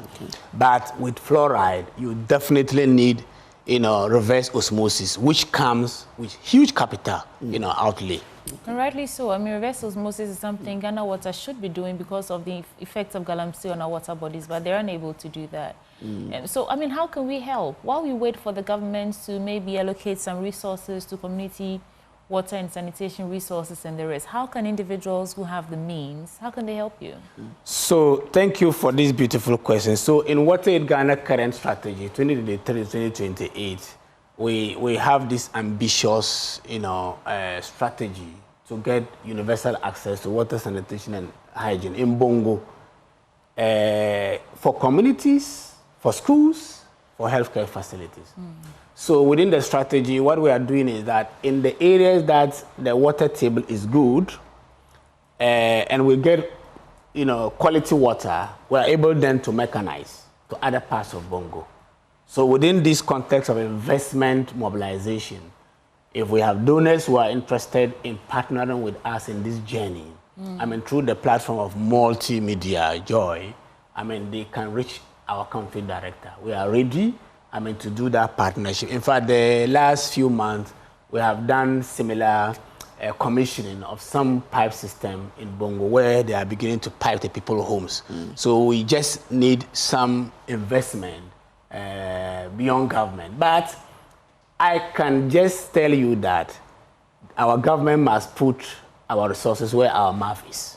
We have to just invest because the life of every Ghanaian matters. And water, sanitation, and hygiene is the starting point of life. Okay. Well, I guess that philanthropists and people who are well-to-do and love to give back to community will be watching, and then they would also get to reach. And then to just also add that the Parliamentary Select Committee on Health, I mean, these are issues that they should be paying attention to. Let me use this opportunity. The Minister for Health, since he took office, has been monitoring many health facilities and unraveling these similar issues of the need for wash to be in healthcare facility. I mean, these are things that beyond his monitoring and ensuring that management staff of these healthcare facilities do the right thing, we also call on the Minister for Health to ensure that adequate budgetary allocation and releases are made to Ghana Health Service and Ministry of Health to deal with these challenges. Okay. Ibrahim Musa there, he's head of strategy, policy and campaign with Water Aid Ghana, and he's appealing to all and sundry, government, private sector, to help them bring water to Bongo to alleviate or ameliorate the plight of pregnant women who go to healthcare facilities just so they can be told to go home to take a bath. Coming up next, we have a conversation on climate finance, the green transition and sovereign debt in Africa. It's a symposium by Afronomics Law and UPSC Law School. All that after the break. Thank you.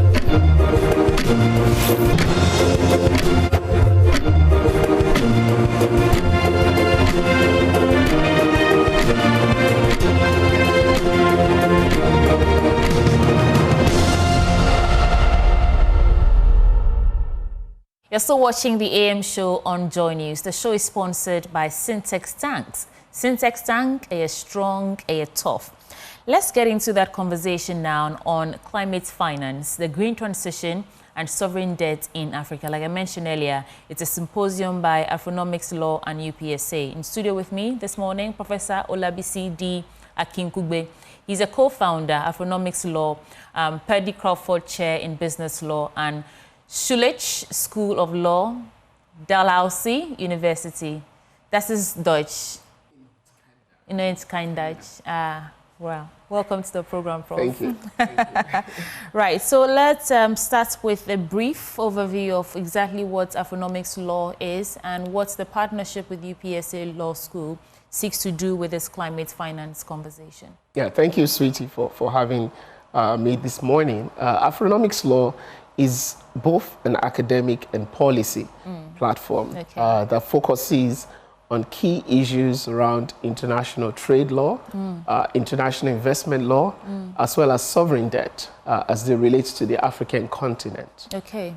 The vision behind it is that issues that relate to the continent of Africa, of which there are many, in these areas of trade, investment, and finance-related issues have not always been centered enough in academic publications or in policy conversations. And so our goal when we started the platform was to create, if you like, a one-stop shop where both scholars and policymakers can see materials that have been published that relates to various topics on these issues, right? In relation to your second question, UPSA Law School is a partner in this particular context because Ghana is one of the focus countries that we are undertaking the study in this particular tranche of our work. Okay. And so to the extent that, you know, UPSA Law School before now have been very much out there in terms of their own work as well, it feels very natural being home with them. You mentioned two things that I want clarity on before we get into what the symposium seeks to address. You talked about sovereign debt and the green transition. Exactly what is the concern there that you hope to, fill? What gaps are there that you hope to fill in terms of why you are even organizing the symposium? Plus, I want to understand from your perspective what sovereign debt is in this context. Okay, so that's a great question. On the first part, which is sovereign debt, this relates to a broad category of loans that the government access from international and sometimes private creditors as well. The challenge is that, before the challenge, I should say, there's no inherent problem in seeking loans to carry out development-related projects, right? Whether it's water, whether it's health services, and so on and so forth. The challenge comes, though, when governments, number one, have been far from transparent in relation to what they have used the monies procured for. Yeah. Number two, there's lack of accountability as well that comes with that. Number three, the exposure that states also have at times is rather unknown in terms of their exposure to both private creditors on the one hand and also to the international finance groups that lend money to them. The implication of that is that the fiscal space that governments have to truly do the work they need to do is almost non-existent. This is worsened by the fact that they almost always have to pay significant amount of interest rates, right, which goes on for so long without even touching the principal amounts that has been lent, but also surcharges and other kinds of fees, levies that are paid in relation to those debts that are secured. There is a different category that one can talk about that complicates the analysis of sovereign debt, which is that for countries that, for example, get loans from, say, for example, China, it's very difficult to access the documents and the terms on which they have procured those loans. And so to the extent that all these issues are out there, we at Afronomics Law, and particularly one of our umbrella programs, the African Sovereign Debt Justice Network, which is a coalition of both scholars, policymakers, religious groups, have come together to put a searchlight on these issues, research, produce reports, produce policy documents, short videos that hopefully are useful for citizen enlightenment, but also where governments find them, useful for their work. We are happy not to provide advice, but to support them with critical materials that will help them advance issues that they need to face. So you're giving critical support. Let's talk about the mechanics of this symposium then. In what form or shape is it taking? Is it a training program? Is it just a conference where you have speakers coming to expatiate on how they think we can fill these gaps that you talk about? Let's talk about that. Yeah, the program itself is not a conference. Okay. It is a training workshop. Great. With over 120 participants actually confirmed. And it's a mix of practitioners in law firms in Ghana, in different parts of West Africa. Some have flown from Europe as well to attend the training. And so it is designed to deliver, very tailored, right, conversations around such issues as climate finance, right, what it is not about. We don't assume that everybody has the understanding of it. Green taxation, for example, is another key area. These are areas that seems obscure to the ordinary person, right, who is not ordinarily thinking about them. Energy transition and illicit financial flows is a very important one. How our extractive sectors are daily explored and exploited, right, and monies make their way out of the countries without taxes being paid. Food sovereignty is another critical one that we'll talk about, as well as critical minerals and energy transition. So all these issues, in addition to actually sub-national governments, right, and how they procure loans in purported furtherance of their green transition ambitions. So those trainings between today and tomorrow will be facilitated by different experts, for which there will be certificates issued at the end of the program. It's supposed to be interactive, and hopefully folks find them very useful. Right. Well. So, it sounds like more than a day's work. How many days is the entire symposium going to last? It's 2 days. 2 days. Full so days. Today and tomorrow. Tomorrow, yes. And is it still open for people who are interested to participate, register to attend, perhaps? Well, maybe on an exceptional basis, right? As you know, with these things, planning and so on and so forth, we care about how that is delivered. But on an exceptional basis, we may be able to make... Are there some known people that we should be looking out for who would take the stage, from here in Ghana? From here in Ghana, I think rather than put the focus on those who are doing the training, of course there are Ghanaians who are involved in that. I actually want to say the legal community is so well represented. Right? We have over 70 people from Ghana who are in the government, who are in the private sector. So this is truly, hopefully, in our own view, already a success, to the extent that we have them in the room to have conversation, but hopefully the conversations sift through to the work they do as well. I want to give you 30 seconds to tell our audience the cardinal value of the symposium and why they should, even if they don't get to participate in person, follow the conversation online. That's your camera right there. Well, thank you very much. The conversation around climate finance and sovereign debt in its entirety matters for you, because whether you know or not, you are paying the debt that the government has gone to procure. And therefore, how the government does the payment, what they use the money for, and why they will do so in the future is a conversation you should be interested in for every citizen. Thank you. Thank you. That there is Professor Olabisi D. Akinkugbe. He's co-founder, Afronomics Law, Paddy Crawford Chair in Business Law, and Schulich School of Law in Dalhousie University. Thank you for coming, Prof. And I wish you the very best today and tomorrow. Thank you very much. All right. So that's that for the climate finance conversation. But before I go, I want to invite you to make your dream home a reality with EcoBank. Step into your ideal home or transform your current space into one that truly reflects your style and comfort, all with the support from EcoBank. EcoBank has once again partnered with Joy News to bring you an exciting experience at the EcoBank Joy News Habitat Fair. This year's edition makes your journey to a comfortable modern home even more accessible and affordable. With EcoBank's Buy Now, Pay Later, you can easily renovate, upgrade, or furnish your home to suit your taste and lifestyle. So whether it's elegant home decor, modern furniture, essential electronics like laptops, phones, or solar energy solutions, EcoBank has the right financing tailored to your lifestyle. From staying connected with the latest devices to embracing sustainable living, our flexible consumer loans, asset finance, and salary advance products are all designed to help you bring your vision to life. Enjoy competitive interest rates, convenient repayment terms, and fast approvals from a bank that truly understands your needs. Visit our stand and take your first step towards the home and lifestyle you deserve. Comfortable homes start with EcoBank. Be a part of it. EcoBank, the Pan-African Bank. When we return, I'll tell you about DTI and other important conversations after this break. Thank you.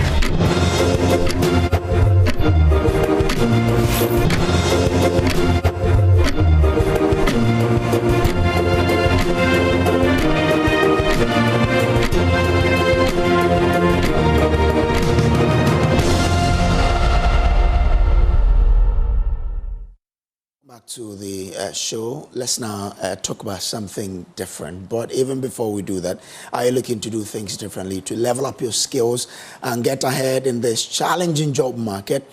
Statistics do show that it's tough out here for university graduates with only a few landing jobs immediately after school.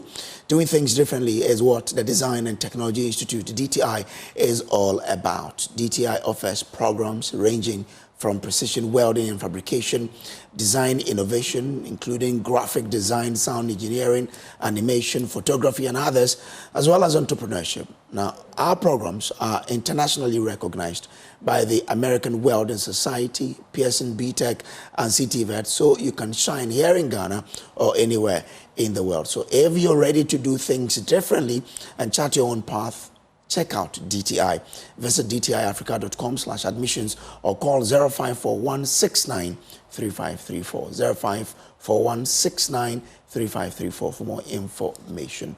The AM show is proudly brought to you by our proud sponsors who are helping us do this, Whaley Properties. Let me now bring you in studio and have this conversation with our bishop, someone who has been anointed by the Holy God himself to help us out.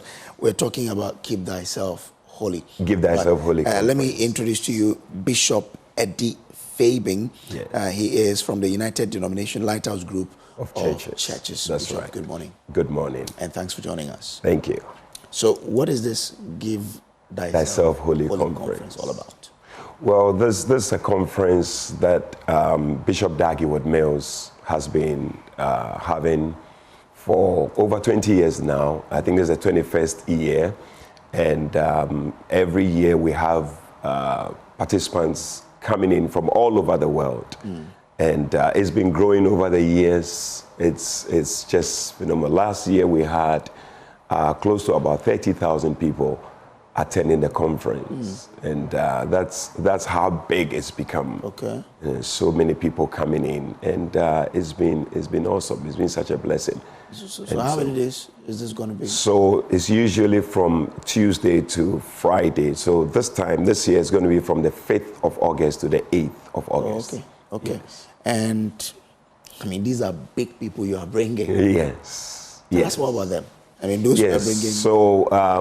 Well, usually Bishop Dag Heward-Mills is the one who is the main conference speaker because people have gathered because of him. The reason is that many people have read his books, they've been affected by his ministry, the messages and all that. So they also want to experience the same thing that he has experienced over the years. And so he is the main speaker, but he has also other people that come in to speak. And this year, we're having Benny Hinn from the U.S. That's a popular name. Yes. And then also, we have Kong Hee, who is the pastor of the Singapore City Church. He also has a very, very large ministry. So these are seasoned men of God who are coming to share their experience with all the people that are coming. And I want to encourage everybody to come because I believe it's going to be a great blessing receiving from these great men of God. Why should we be there? Yeah, you talk about blessing, but Yes. why should we be there? Yes, because let me say that ministry is quite difficult. I mean, especially some of the things that Bishop Dag talks about. He talks about church growth. And church growth is a very, very difficult subject. A lot of people have wondered, how can I make my church grow? But by the grace of God, God has blessed him with a large ministry, which has been, I mean, for the past over 30 years, this ministry has grown from a small classroom to churches in over 100 countries, over 4,000 churches, you know, and everybody wants to hear, how did it happen, you know? So what you are coming in to receive is to, first of all, hear how this ministry has affected many lives, and he himself, how he got there, and then also how you can also apply it and believe God that your ministry is also going to grow and be blessed. Is it for free? There's a registration. Now, if you are coming in, you have to do a late registration. But the registration is 250 Ghana cedis. Okay. Yes. And it caters for everything?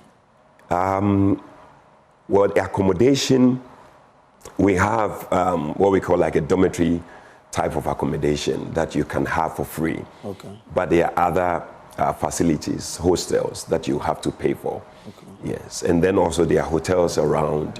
So if you want to be at a hotel anywhere, you can be there. This is happening at Mampong, Ikuapem, Anakazo Bible Ministry Training Center. Yes, I'm told that's a very beautiful place. Very beautiful place. You have to be there if you haven't been there. I haven't. I'll try and be there one of these days. Yes. Okay, so just as before we bounce off, what will be your departing words to those who are watching us, people who feel like they have to be there?